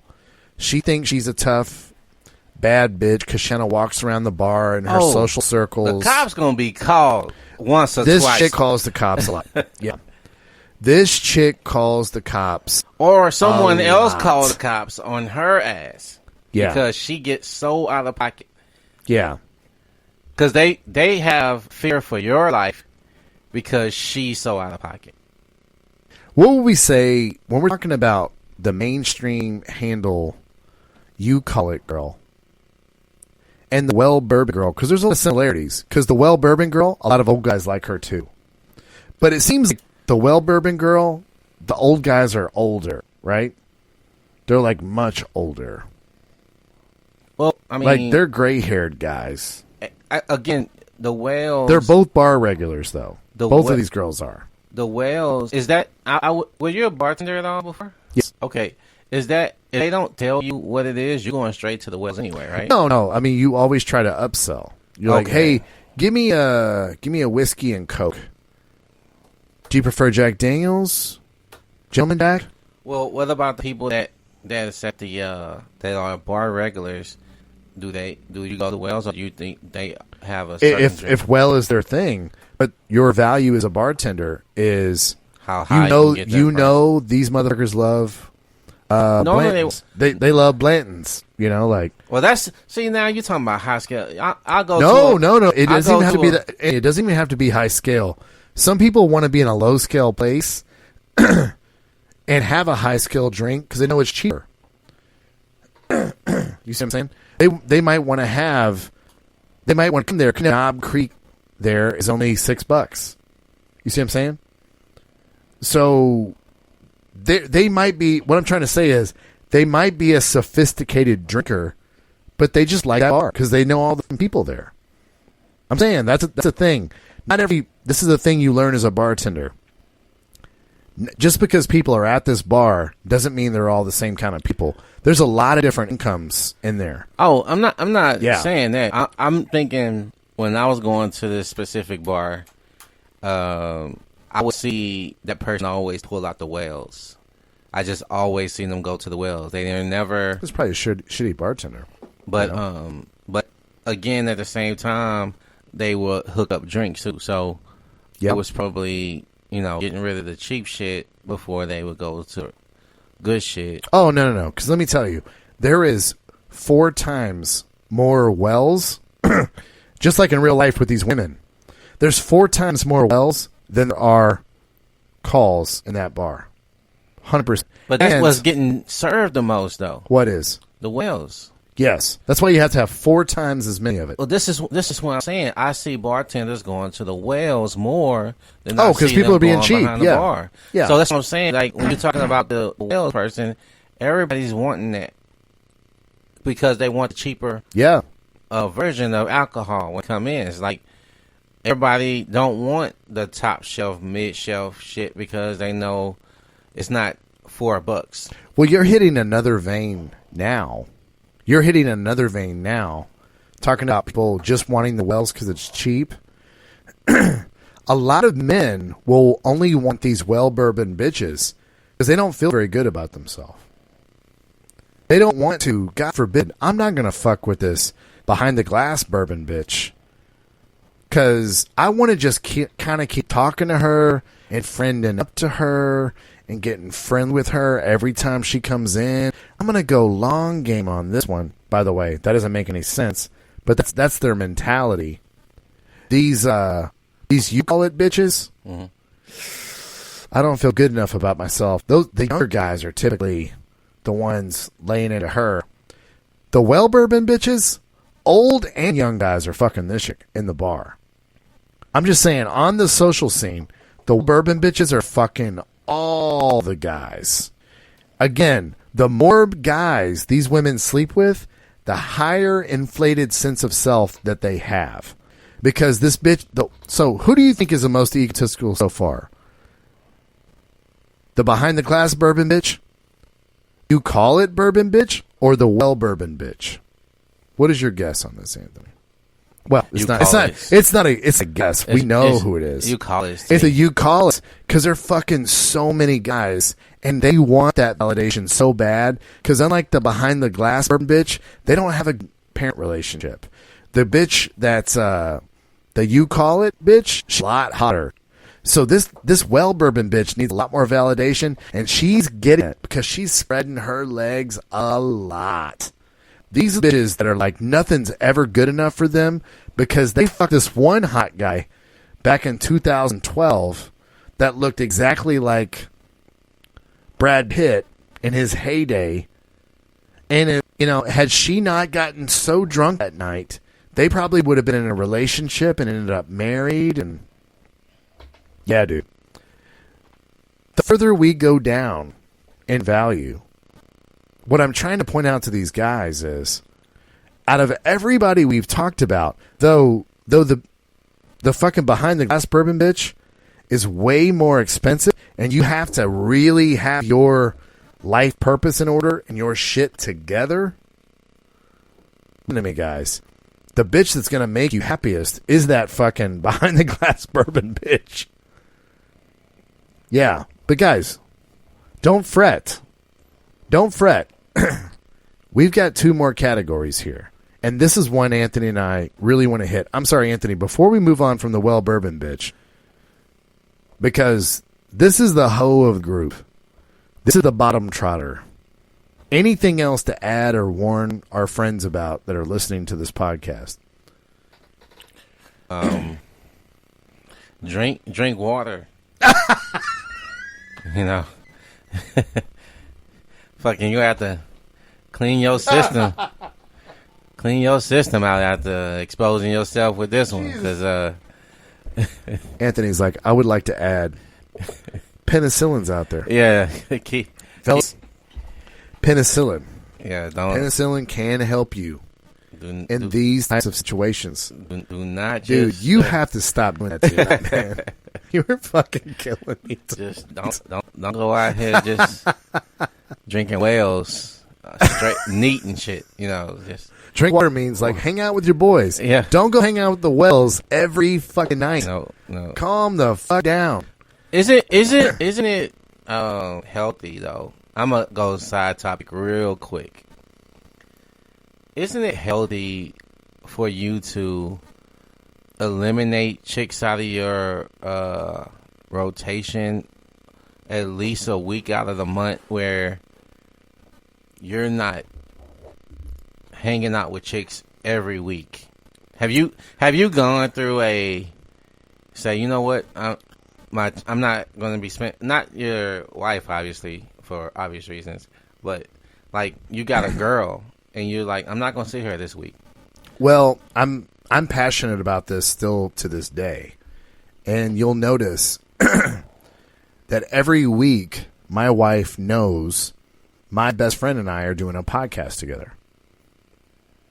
We talk about it a lot. And I'm not saying it in a way like I'm some kind of asshole. Like, dare she not bring it up? But dare she not bring it up? You know what I mean? Like, this is this is my time of week.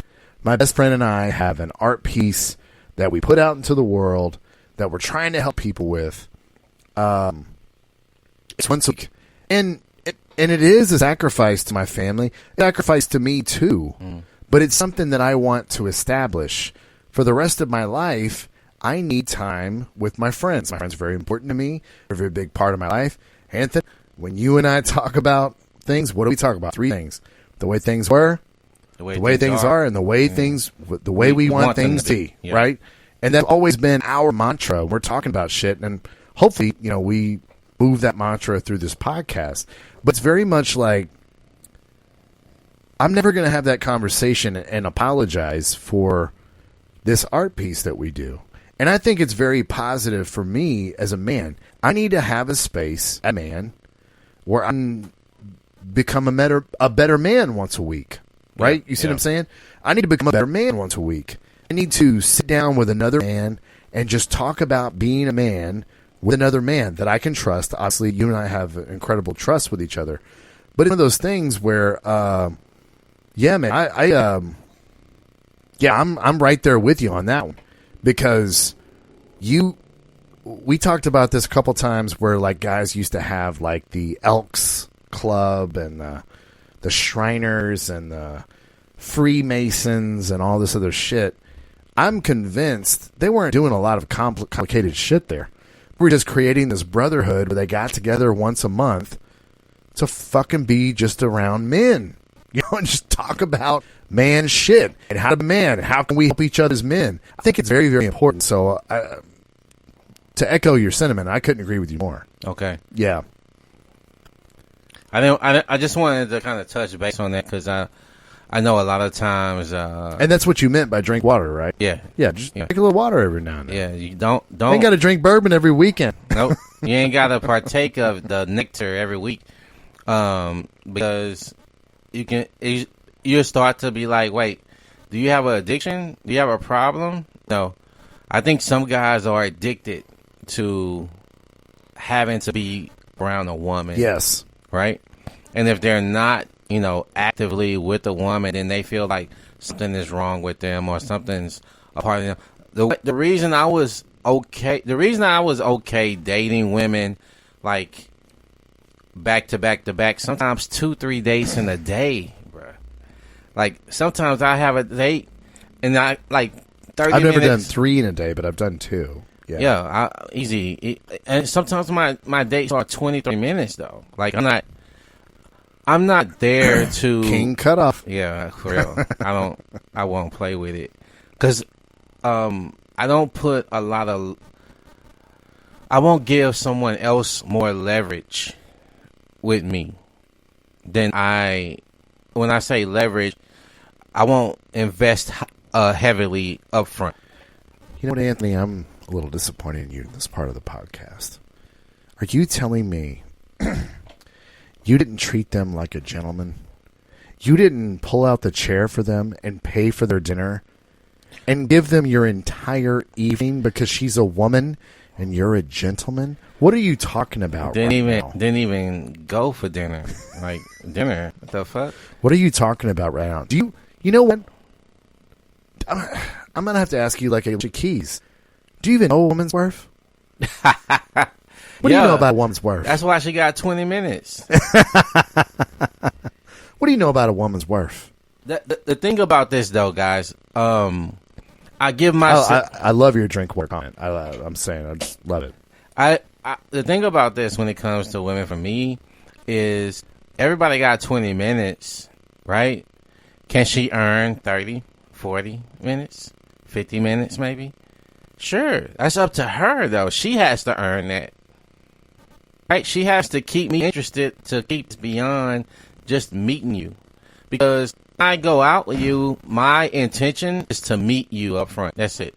My expectations beyond that ain't shit. She has to show me that she's more worthy for me to say, you know what? Hey, let's leave this tea spot, whatever. We went to go have iced tea or something somewhere, or a hot tea, and then go somewhere else.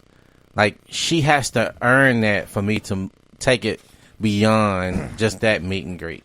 And well, I don't want to switch the... No. I mean, actually, you called it a sidebar, but it was actually a perfect fucking segue. Because, guys, when it comes to bourbon, and if you go out in public and you're either purchasing bourbon at a liquor store or you're going to a restaurant, you're going to have a super call, a call, and a well. And all these Whistle Pig, all these exotic fucking bourbons we're talking about, those are your super calls. Your Jack Daniels, your Jim Beams, your Turkeys, your Evan Williams and shit like that. Those are your call. And then we talked about these fucking O's, these little bar rats. I mean, bar flies, I think, are the you call it bitches. The little bar rats are the fucking well bourbon bitches. You know? So we kind of like covered like the 3 levels, and those are the 3 levels. But dare I tell you, there's more. Here's the thing, Anthony.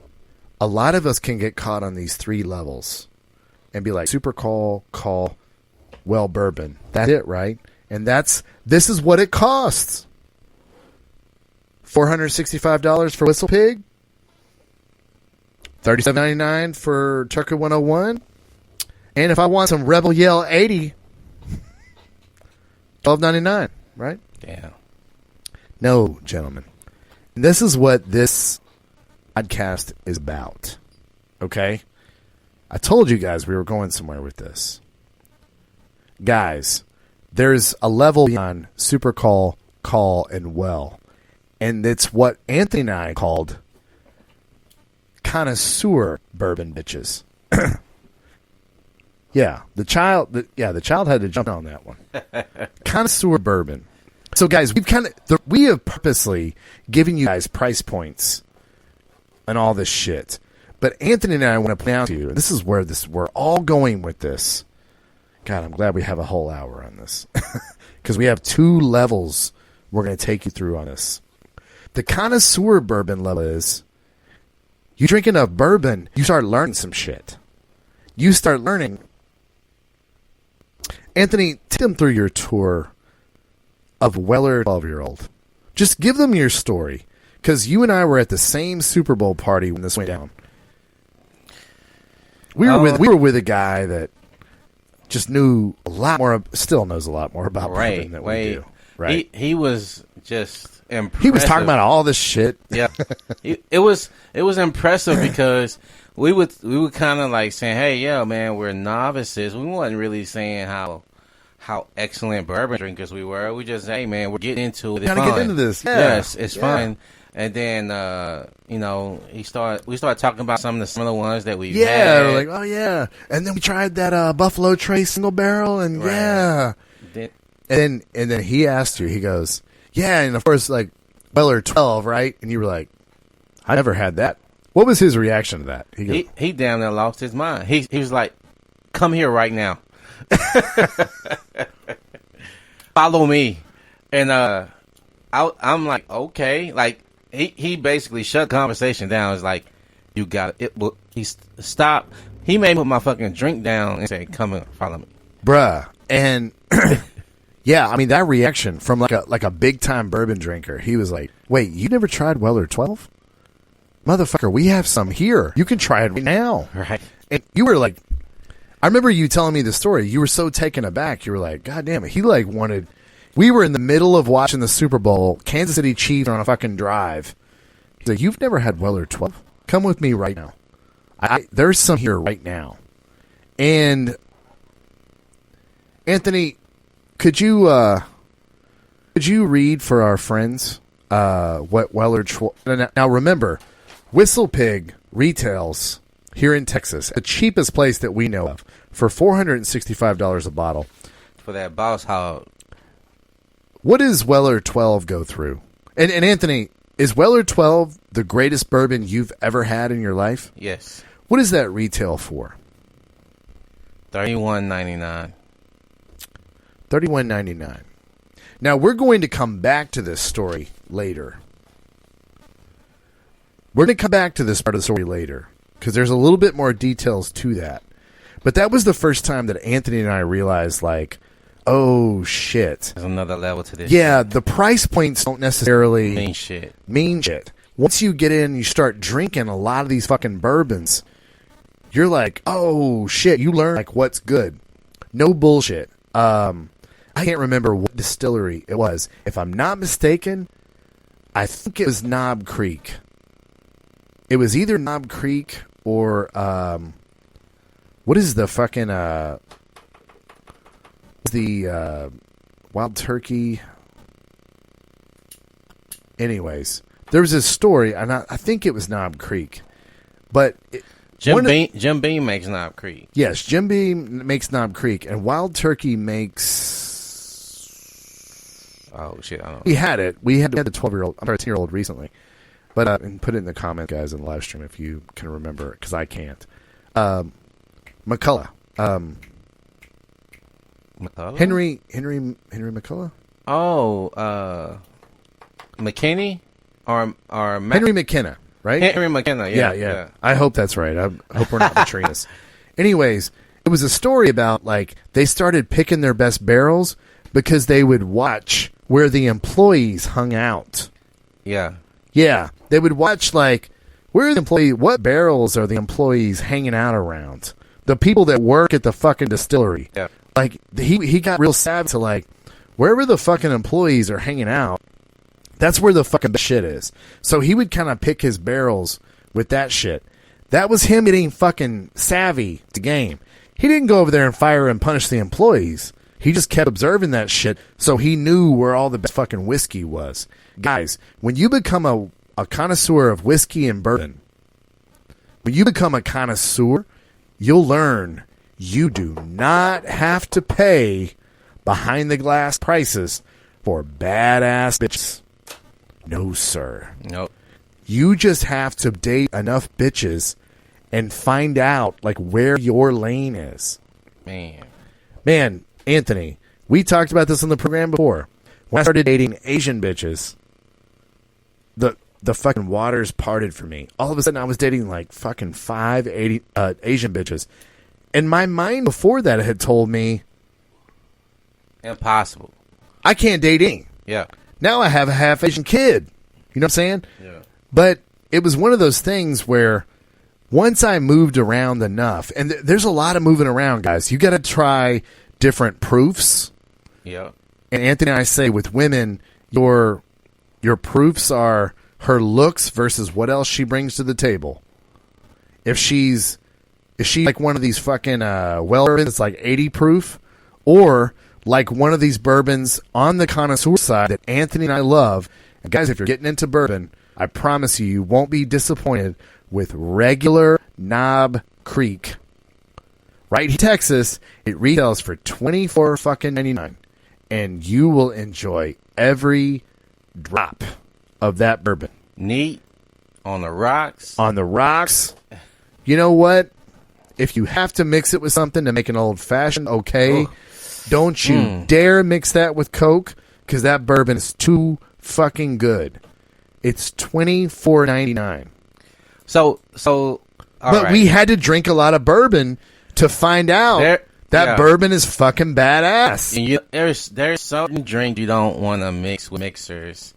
Even with the, because it's almost kind of like disrespectful to the art of making this thing, guys.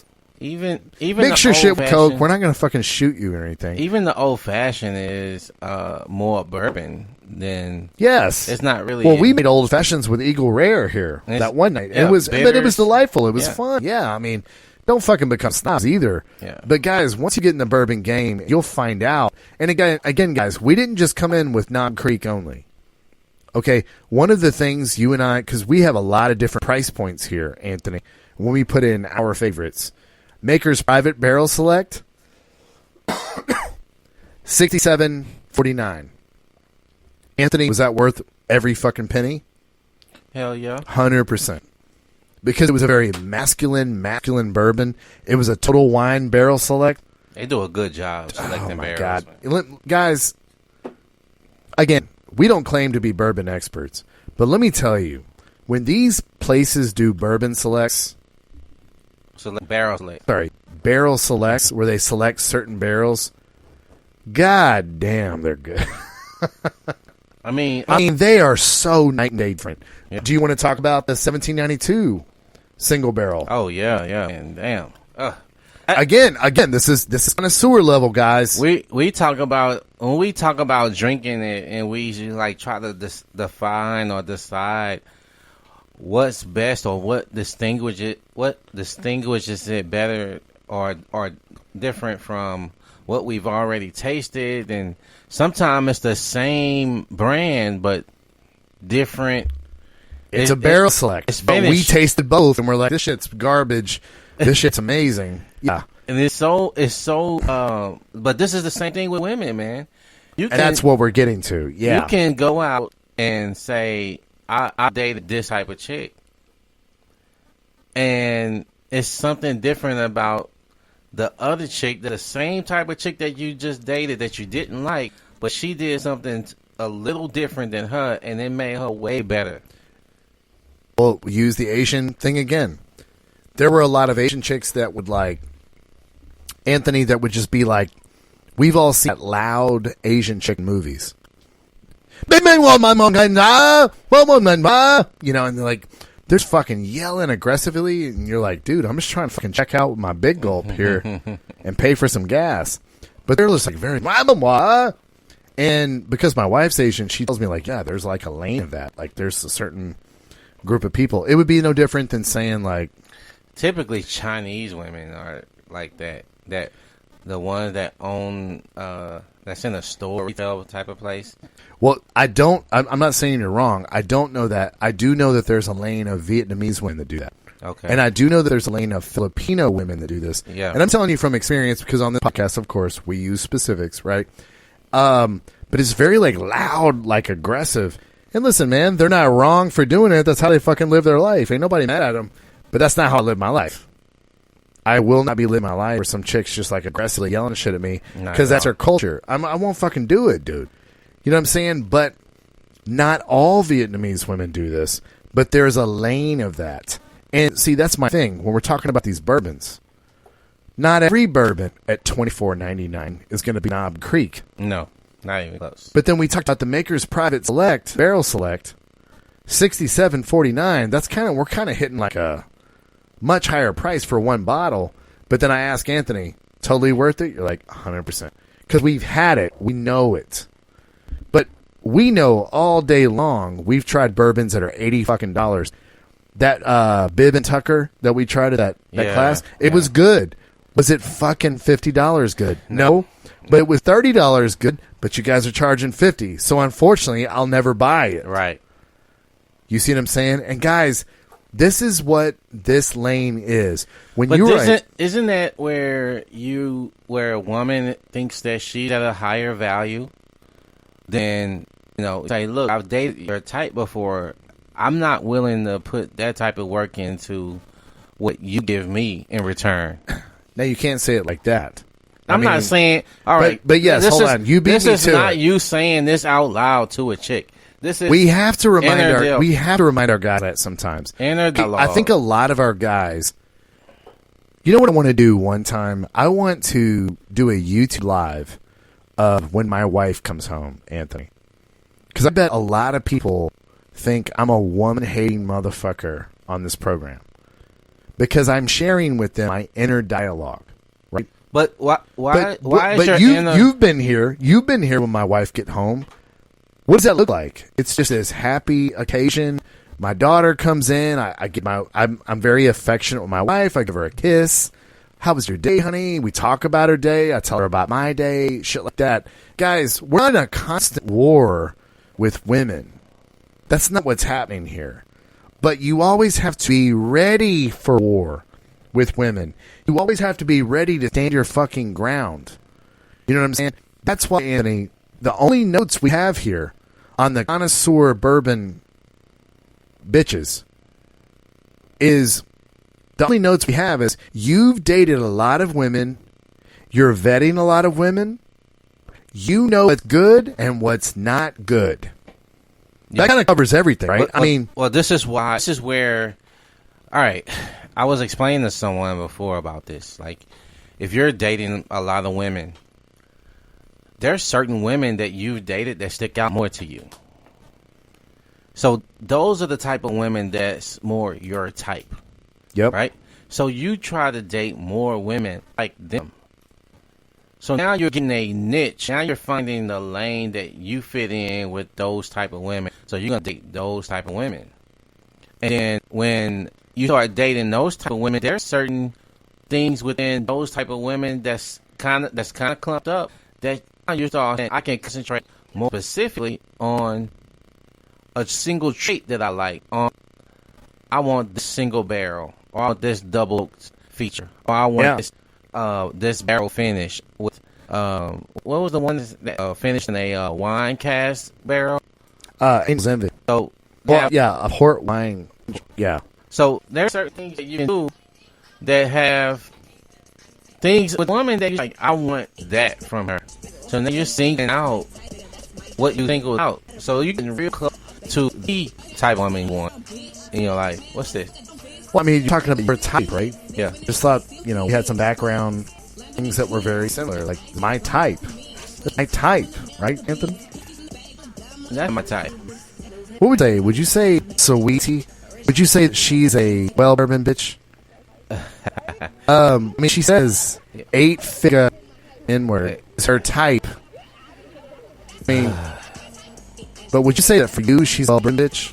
For me, I'm spending no money to be on happy hour price. That's a happy hour price, bitch, right there. You're like, I might have to make a new category. But dude, I am being serious though. Like, once you learn, I think for people that don't know bitches, for people that don't know bourbon, they walk into the liquor store. And they're like, I want great bourbon. Give me that fucking Whistle Pig. I'm spending $465. Must be great, right? Right? You have expectations for sure, right? But you would tell me, Anthony, Knob Creek at $24.99. Amazing. Delicious. Old Scout that just got re-released, $37.99. It's a dream in your mouth. And you can't find that at any bar, by the way. No. And you can find that in a lot of liquor stores. Woodford Reserve, Double Oak, what you were just talking about. Retail on the guys, not $465, $45.49 here in Texas. But you got to date around your bourbons to figure out that you don't have to spend top fucking dollar on this shit. The Evan Williams single barrel is like 20 something bucks, $26, something like that. And it, even though it was it's a lower proof, it didn't matter. It was 86.6 proof, but that shit was delicious, man. The 1792 full proof. I'm holding up here for our live streamers. Single barrel select from Total Wine. Anthony, other than Weller 12, this might be a favorite bourbon. And had we not been told about this shit, the full proof, we might have to have a little bit of this tonight, especially for episode 30.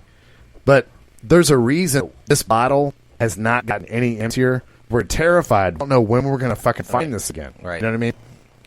And that bottle, if I'm not mistaken, is $45.99. But we would much, if you gave us a choice between this fucking Whistle Pig and this 1792 full proof.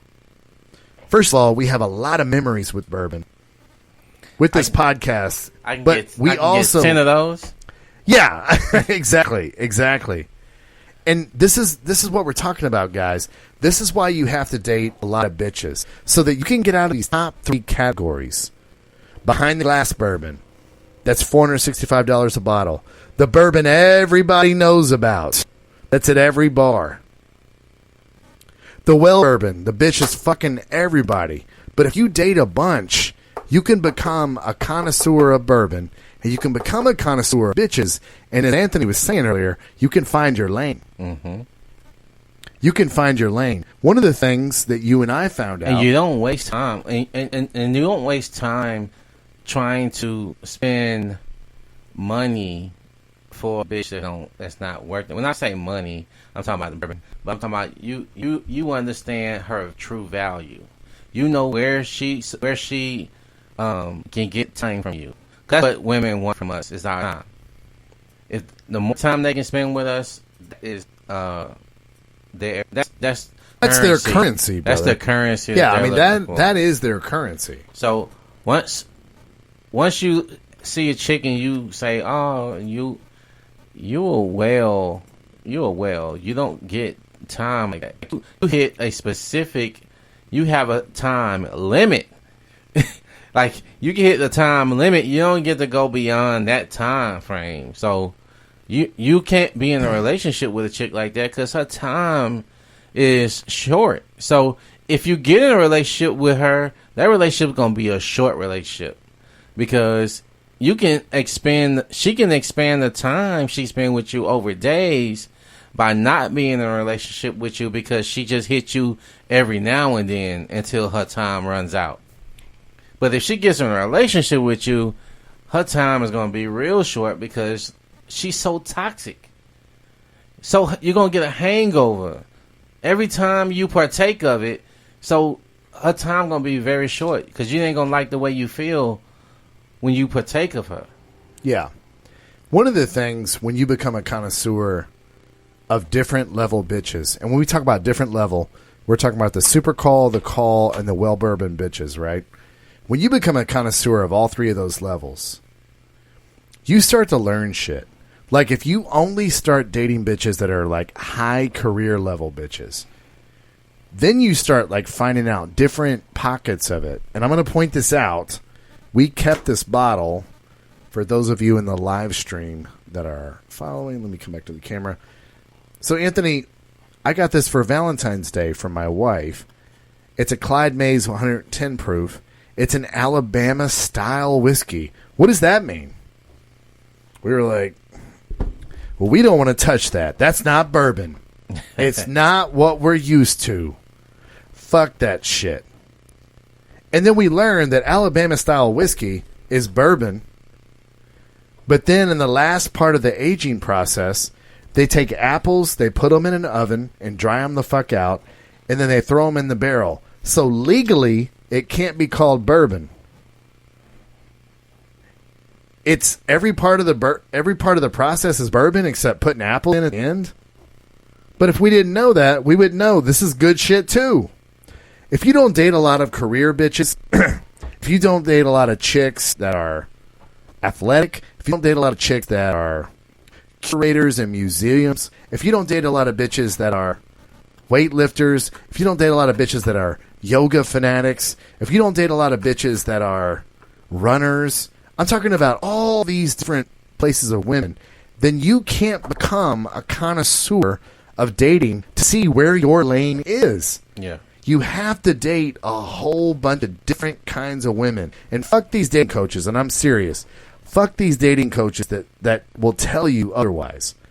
Guys, I'm here to tell you, if you make $30,000 a year, try to talk to bitches that make $130,000 a year.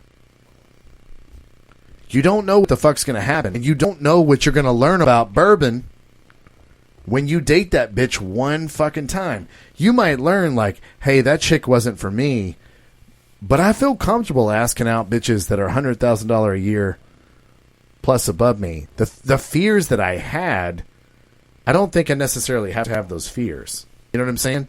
But you have to taste a lot of bourbon before you know the little lanes that are really, really good. What happens is when you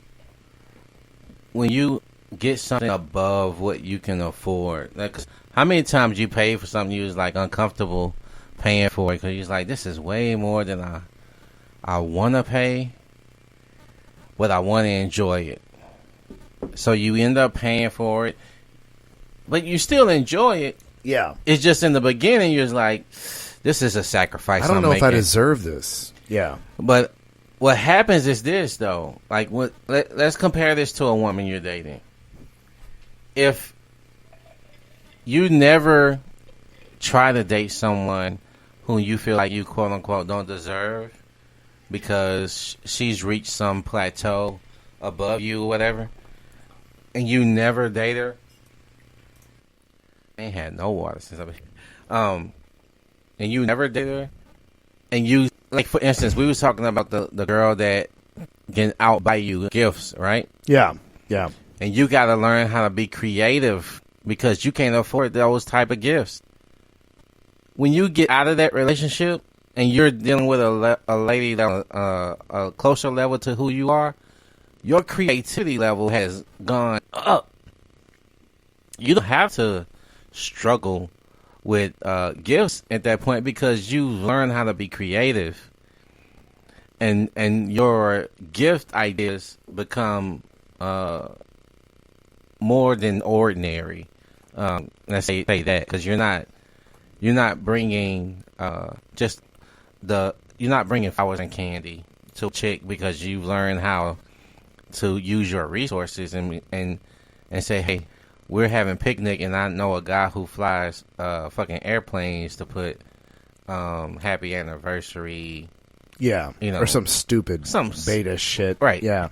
But you've learned something to go beyond, to go above the norm because you was in a relationship that kind of forced you to kind of go outside of the box, right? So that's what I want to point out to you is by dating all these different type of women, it puts you in these different positions where when you actually are in your lane where you fit in, you have all these other experiences to bring to that relationship. Before we go on to the last part, because I know Anthony and I spent a lot of time on this. Before we go on to this last part, what I want to point out to you, when it comes to comparing bourbon and bitches, because guys, trust me when I say it's a very, very good comparison. When we were talking about the Super Call, and Well bourbons before, when we were talking about that, the bar was deciding which is the best bourbon. And you're kind of like, bars not only deciding what the best bourbon is, but they're kind of deciding, and the liquor store too, they're deciding what the best bourbon is based on the price. And you're kind of going with it. Because you haven't tried any of this shit. But you're just trusting. If it's a Super Call, must be great. If it's a Call, must be good. If it's a Well, good enough to get me drunk. But when you start drinking a bunch of bourbon, you realize, like, there's a lot of cool shit out there for cheap. As a matter of fact, Anthony, give me a second here. Because I was just talking about how the system is created of Super Call, Call, and Well, where if you've never drank a bunch of bourbon, you're just like trusting them, like the Well's the worst, Super Call's the best. You don't fucking know. Yeah. But hold on, there is a bottle here in the house that we have. We were blown away how fucking good it is. I want to get it for the camera. Okay. What is it? It's the Early Times bottle. Early Times is it was a sneak up on you type of bottle. It's only this specific one. That was good. All their other shit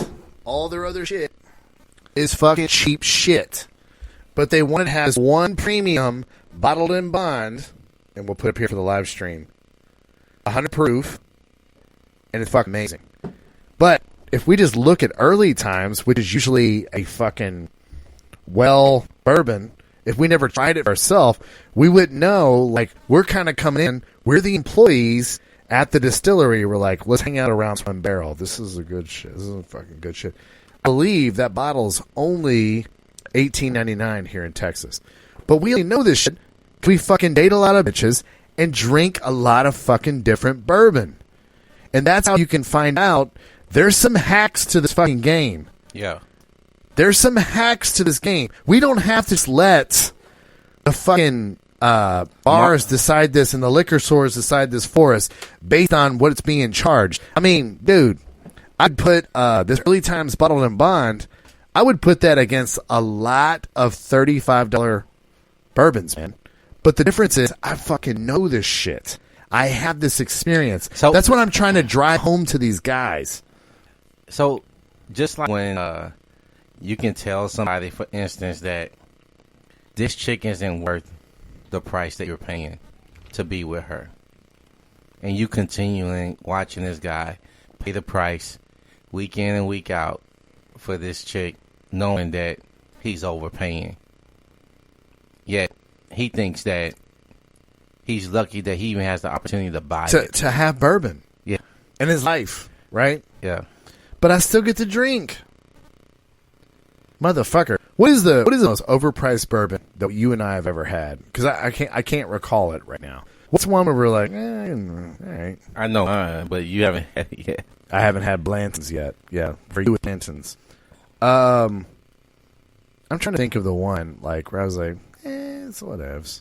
You know? Man. I haven't had one where I was bourbon like... is also good. That's the problem. Like, bourbon is so... Okay, hold on. I do have a good example. 1792 is a awesome bourbon. It's great. Their small batch is a great house bourbon for your house.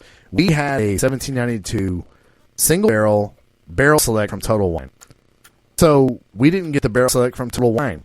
We just got a regular single barrel. We had it and we're like, what? I don't even think I want this anymore. Exactly. We were like, this is not good. This is not the same at all. And I paid $39 for this? What the fuck? For one bottle? Fuck this. But it was one of those, because we had barrel select, and I hope we're not nerding out too many people here, but we had the barrel select.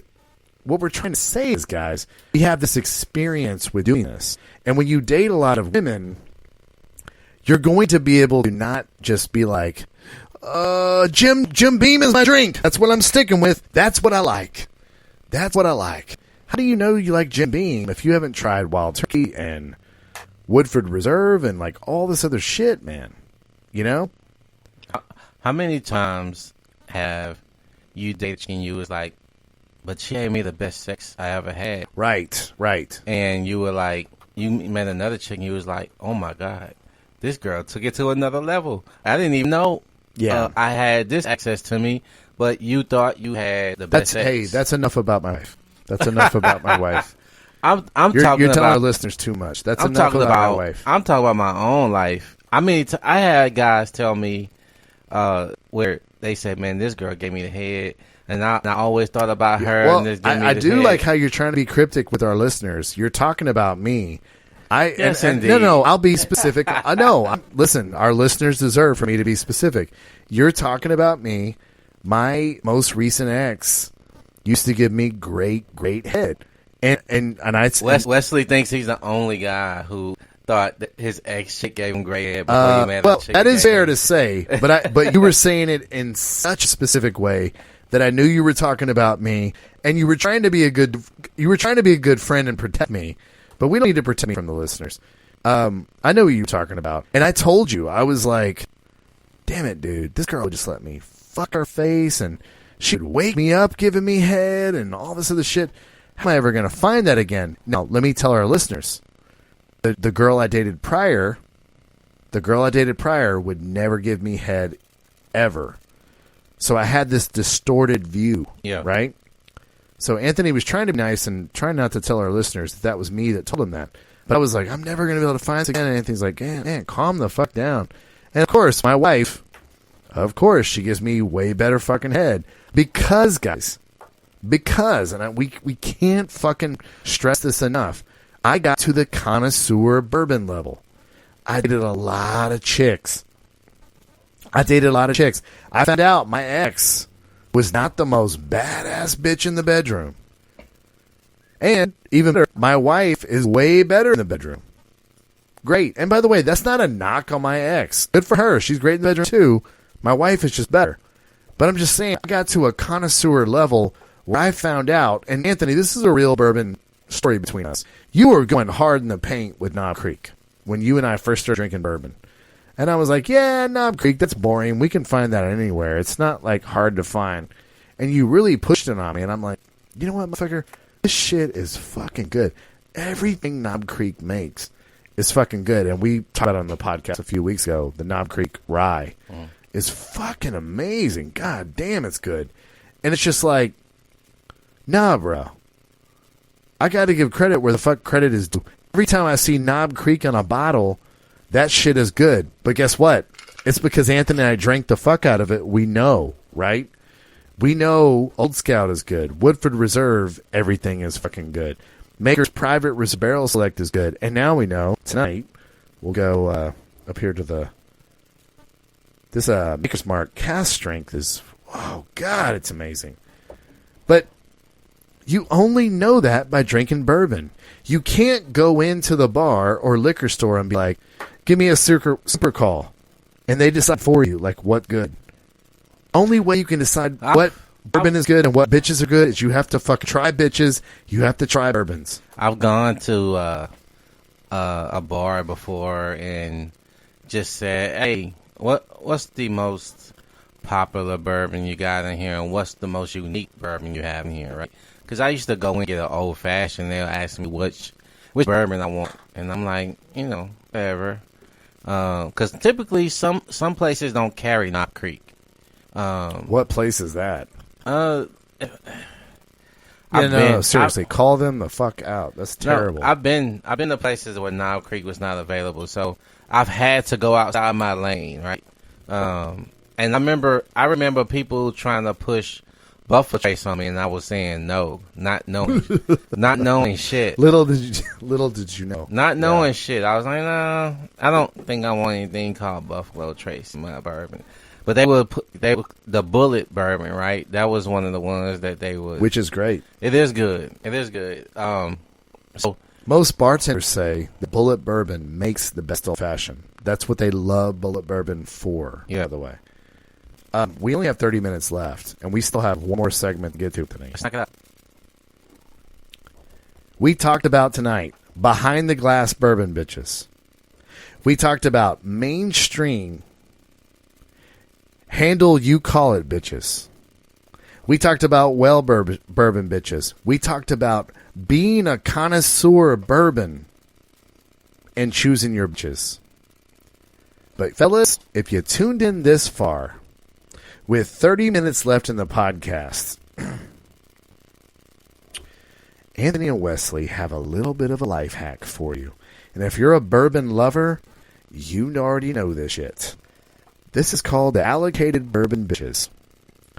We're going to bring an example right here in the live stream. This is probably the best example, other than Weller 12, Anthony. This is probably the best example of the allocated bourbons. You teased this a little bit earlier in the program. I said, Anthony, what is your favorite bourbon? You're like, Weller 12. How much does that fucking retail for in Texas? You're like, $31.99. Mm-hmm. Wait. You wouldn't want to do that whistle pig for $4.65? You're like, hell to the fucking no. Give me 3 bottles of Weller 12 at $31.99. And I'll take it easy. Before I even try the whistle pig. Anthony, tell them what allocated bourbon is. And tell them about how we search for it all around the city. Well, it's like given out at a certain. Is it season? Do they do it in the season? Here's the thing. These allocated bourbons that are fucking amazing, and they know they're amazing. Yeah. They know that every single bottle they send out, it's gonna be sold. Is sold. Yeah. Every single bottle. And they're not replenishing that shit. This is just my observation. And Anthony, jump in here at any time because we joined the bourbon game together, right?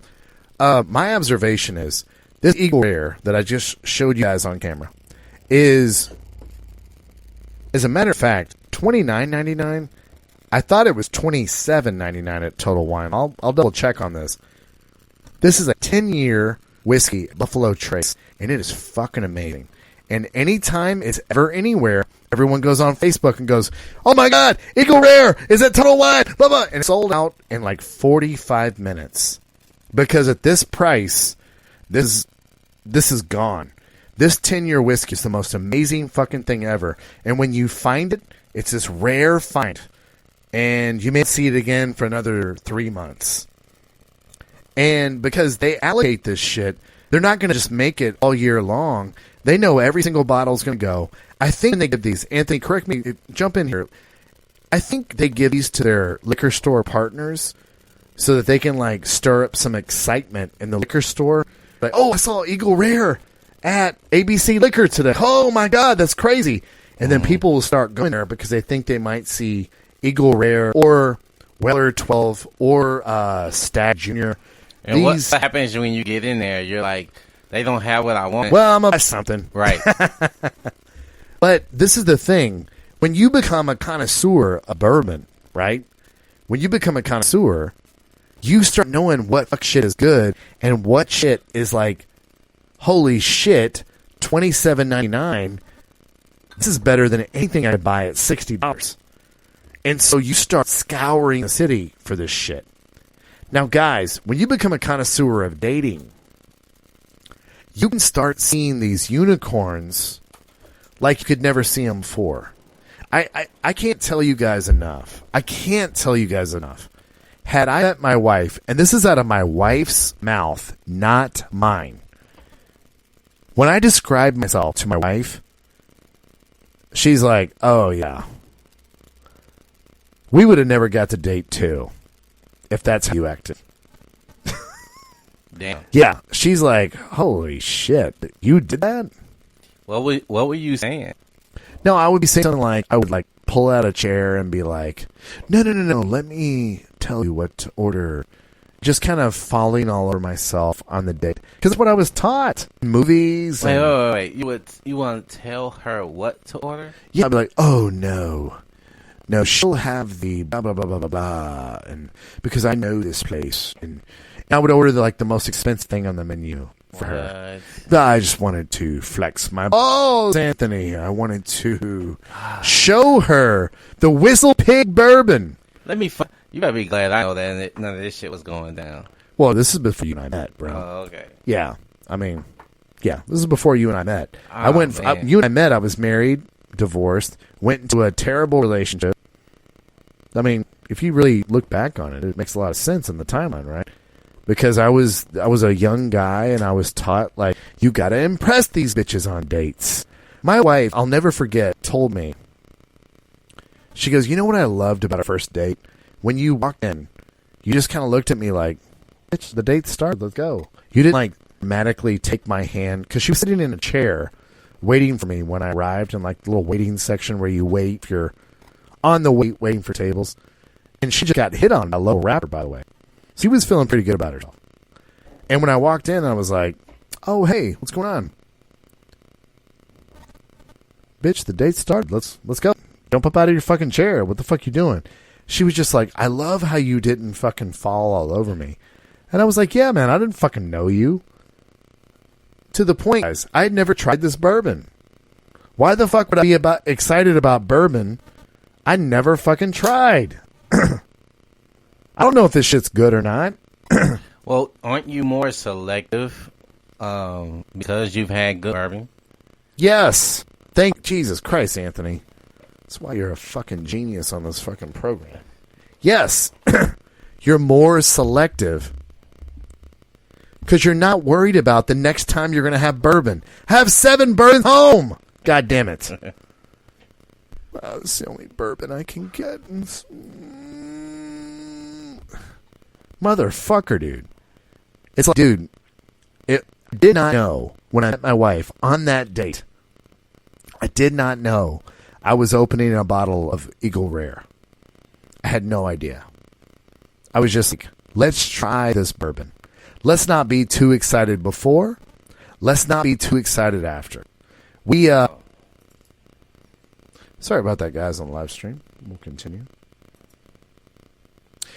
But I did not know I was meeting like an Eagle Rare because I hadn't tried it yet. And you and I, we got that Maker's Mark cask strength tonight. And we're like, let's try this. But we didn't get like overly excited. We're like, this could suck. It could be worse than regular Maker's Mark. I'm not going to get all fucking giddy. I mean, that was the only time I ever got giddy about a bourbon. You like totally extinguished the fire. When I found a bottle of Blanton's, you're like, oh, that shit stuck. That shit sucks. I was like, well, never mind. Shit, I thought I had something special. I didn't say that. I said, I'm saying that I wouldn't want to pay the price point for it. Like it doesn't. Which is $57. It's not crazy. No, it's just I've had fucking Weller 12. That's the problem. See, okay, Anthony. So here's the problem: the allocated bourbon lane. This is the unicorn lane, right? But unless you've drank a lot of bourbon, you can't recognize unicorns. Yeah, exactly. And Anthony, that's what unicorns are, right? They're the allocated bourbon. You can't find them. When you walk into stores, you can't find Weller 12 for $29.99. You can't find Eagle Rare for $27.99. You can't find Stag Junior. Jesus Christ. Is this whole podcast a commercial for Buffalo Trace Distillery? Anyways. well, Knob Creek is... Oh, my God. We saw that Knob Creek today for $129. A 19-year-old bottle. Because we had so much Knob Creek before it, we're like, well, shit, everything Knob Creek we had is good. Right? And we're like, fuck, this must be good. If I was going to spend $129 on something, all this shit's good. That's what I'm saying, guys. When you date enough and you see enough of the same types of chicks over and over and over again, and then you date a chick that's just like blows your mind, you can be sure she really blew your mind. Yeah. Because these other bitches she's not overhyped. She's not overhyped when you know what you know. Because, again, you've been able to, like, laser focus what you like because you was like, you know what? All these things are okay, but this really, I really enjoy this. I enjoy this type of, I like her look. I like her personality. I like her sensuality. I like everything about it. And that's how you compared to your bourbon, I like the proof on it. I like the smells on it.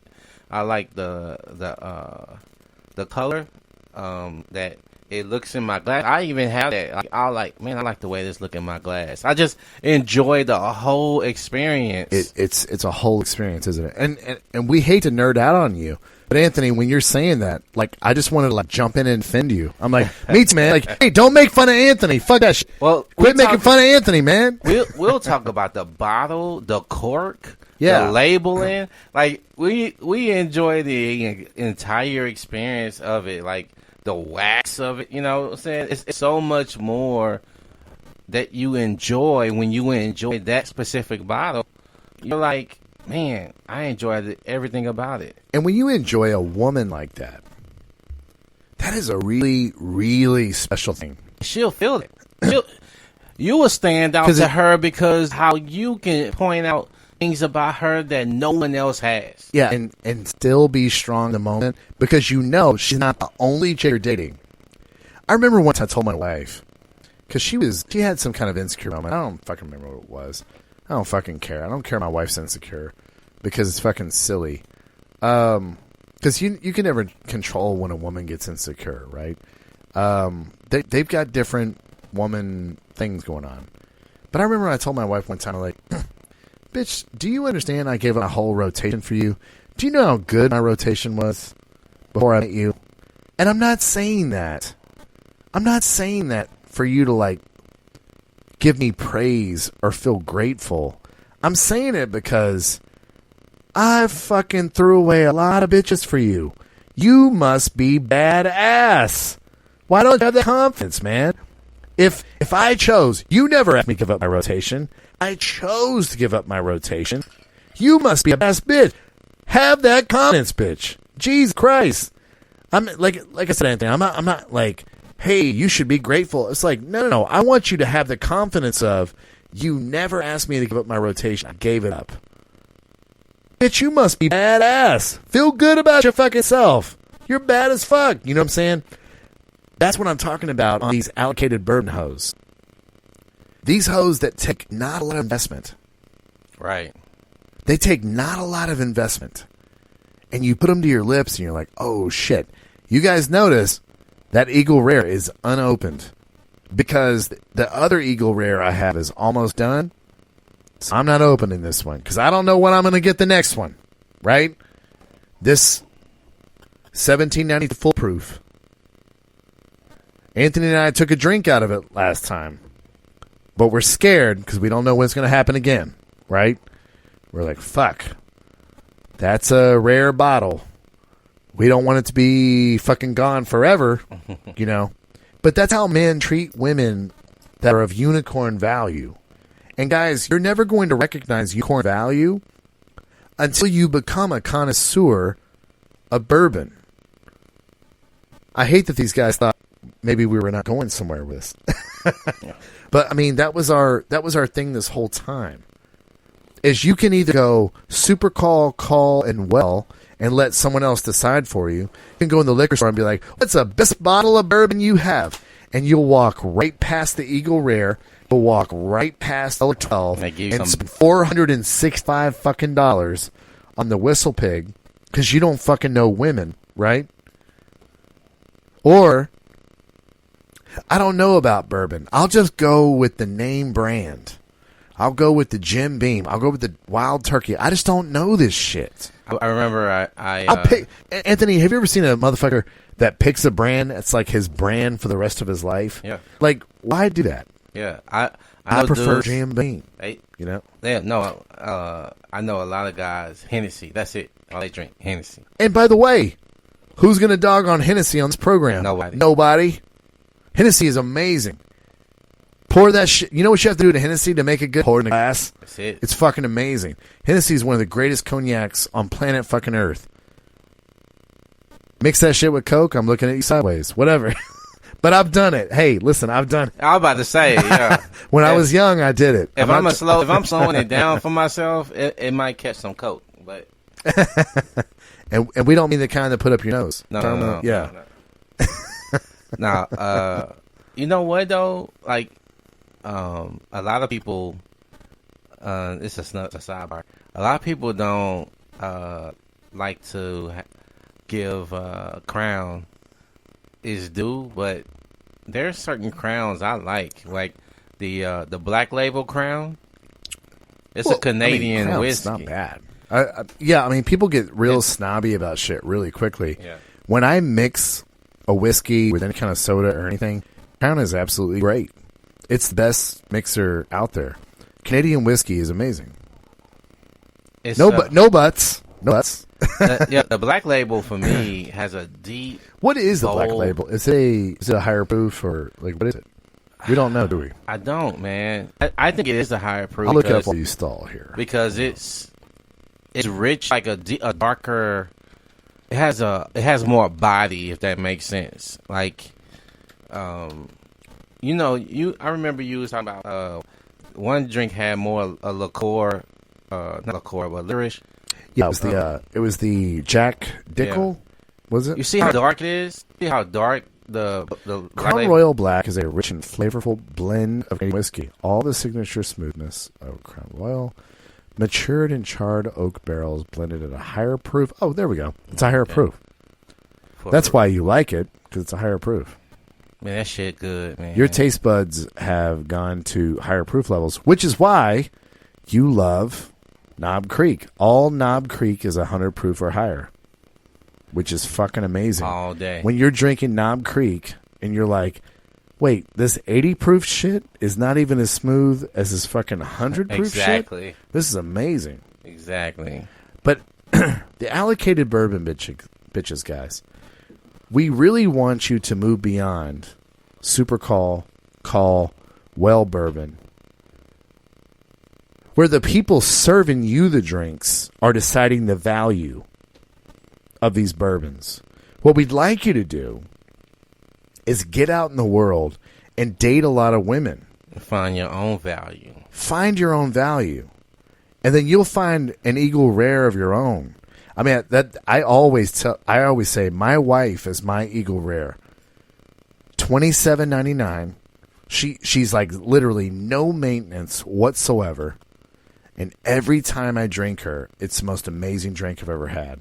It's $27.99, and then I pour it in my glass, and it's a 10-year aged bourbon from Buffalo Trace, and I'm like, I'm not expecting it. Every time I drink Eagle Rare, because I kind of push out, because I kind of like, make sure I don't fucking drink the shit out of it, because there's not a lot of it, right? And every time I have another glass of it, I'm like, God damn, I forget how fucking good this is. And that's how I am genuinely with my wife. I really am. My wife and I guys, and this is available to you in a relationship. This is what I want to let you know. My wife and I look forward to the weekends because we get to spend time with our baby. The three of us. We get to spend time as a family. I'm going to tell you guys, after reading Rollo Tomasi's book, after swallowing the red pill, after all the things that I know about women, I'll be honest, I never thought that was available to me. But sometimes, fellas, sometimes there's a Weller 12-year-old, and it's the greatest bourbon you've ever had. And guess what, motherfucker? It only costs $31.99. Right? But you can only know where these fucking unicorns lie if you travel these lands and look for horses and unicorns, man. You gotta find a lot of horses before you can find unicorns, man. It's like a dude that's only go online to find a girl. Jesus Christ, man. You know, like there's only certain types online that you're gonna have.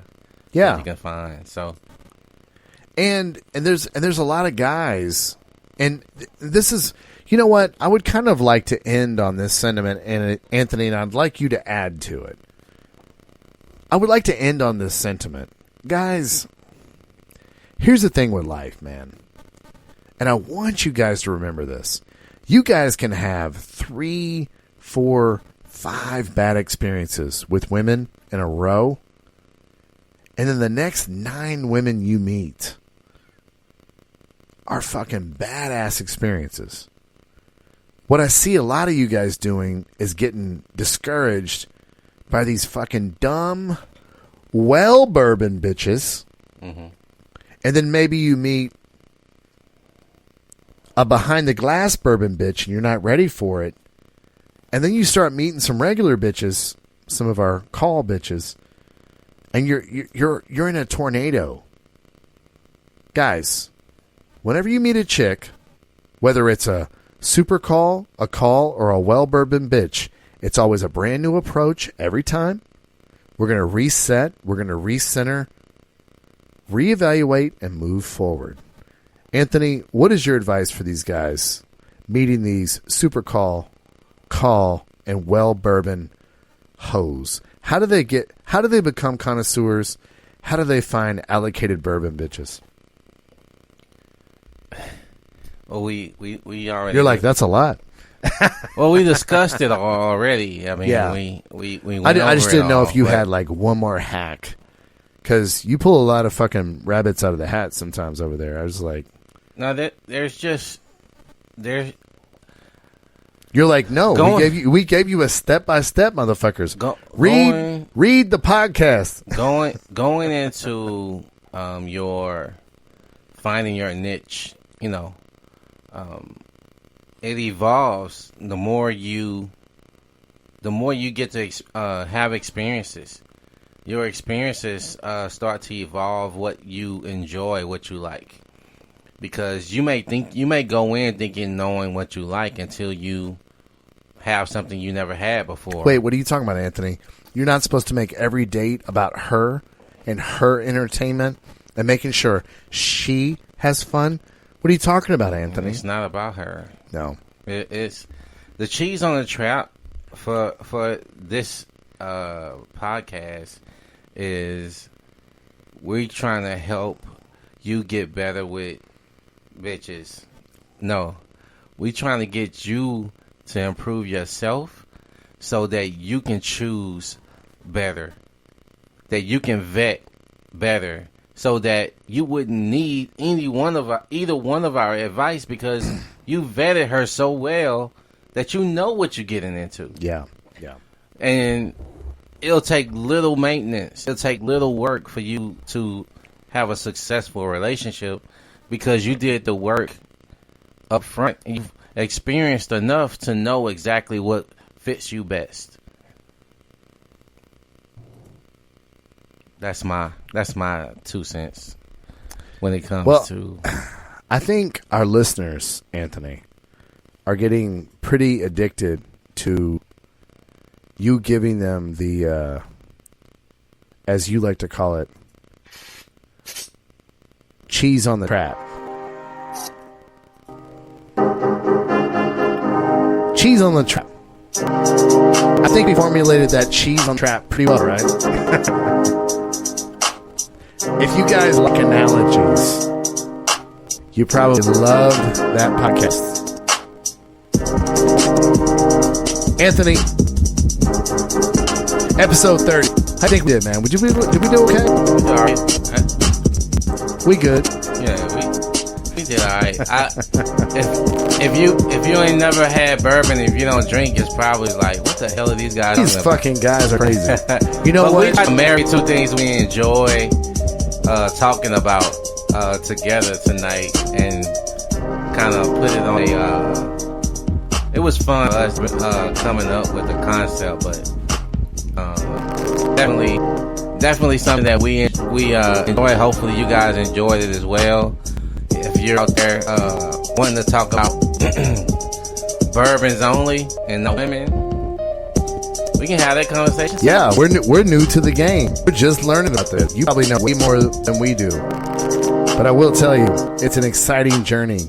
I'd like to compare our bourbon journey to any kind of journey with like dating and shit like that. Well, I mean, that's why we had the segment tonight, right? It's just like all this like learning of shit, and when we try if you guys have been drinking bourbon for 25 years, it may not be as exciting for you as it is me and Anthony. We tried the Maker's Mark cast strength tonight. We were fucking excited, like, oh my god, it's crazy. Yeah, I didn't know what the cast strength was, and so going into that, it was like, oh wow, this one. There's something more different about it because Maker's Mark got like a distinct taste to it, and this one was a little bit different than I was used to, so I enjoyed it. It was very, very enjoyable. I think we should get a bottle of that. But I'll tell you what, guys. I hope these analogies were helpful. I hope these guys... guys, a lot of times what we're trying to do is we're trying to take you out of your personal situation. We're trying to remind you that you're not the exception to the rule. We're trying to give you analogies so that you're very much reminded you're not an exception to the rule, that all these rules apply to all of us across the board. Myself, Anthony, all of our listeners out there. Guys, I can't thank you guys enough for making us a part of your week. Everybody that's listening to us, worldwide, we're very, very humbled by all of you guys. And here's the thing. If you want to email us at redpillphonetap@gmail.com. We look forward to any feedback you guys have. If you want to join us on Facebook and the live stream, make sure to hang out and look for us on Facebook, the Red Pill Phone Tap. Look for Petronia's lovely, lovely face, and we will accept you and be part of the conversation. Till then, guys, stay safe, and we're waiting for wisdom from Anthony. I ain't got shit. I ain't got shit for you. Stay safe, guys, and we appreciate you.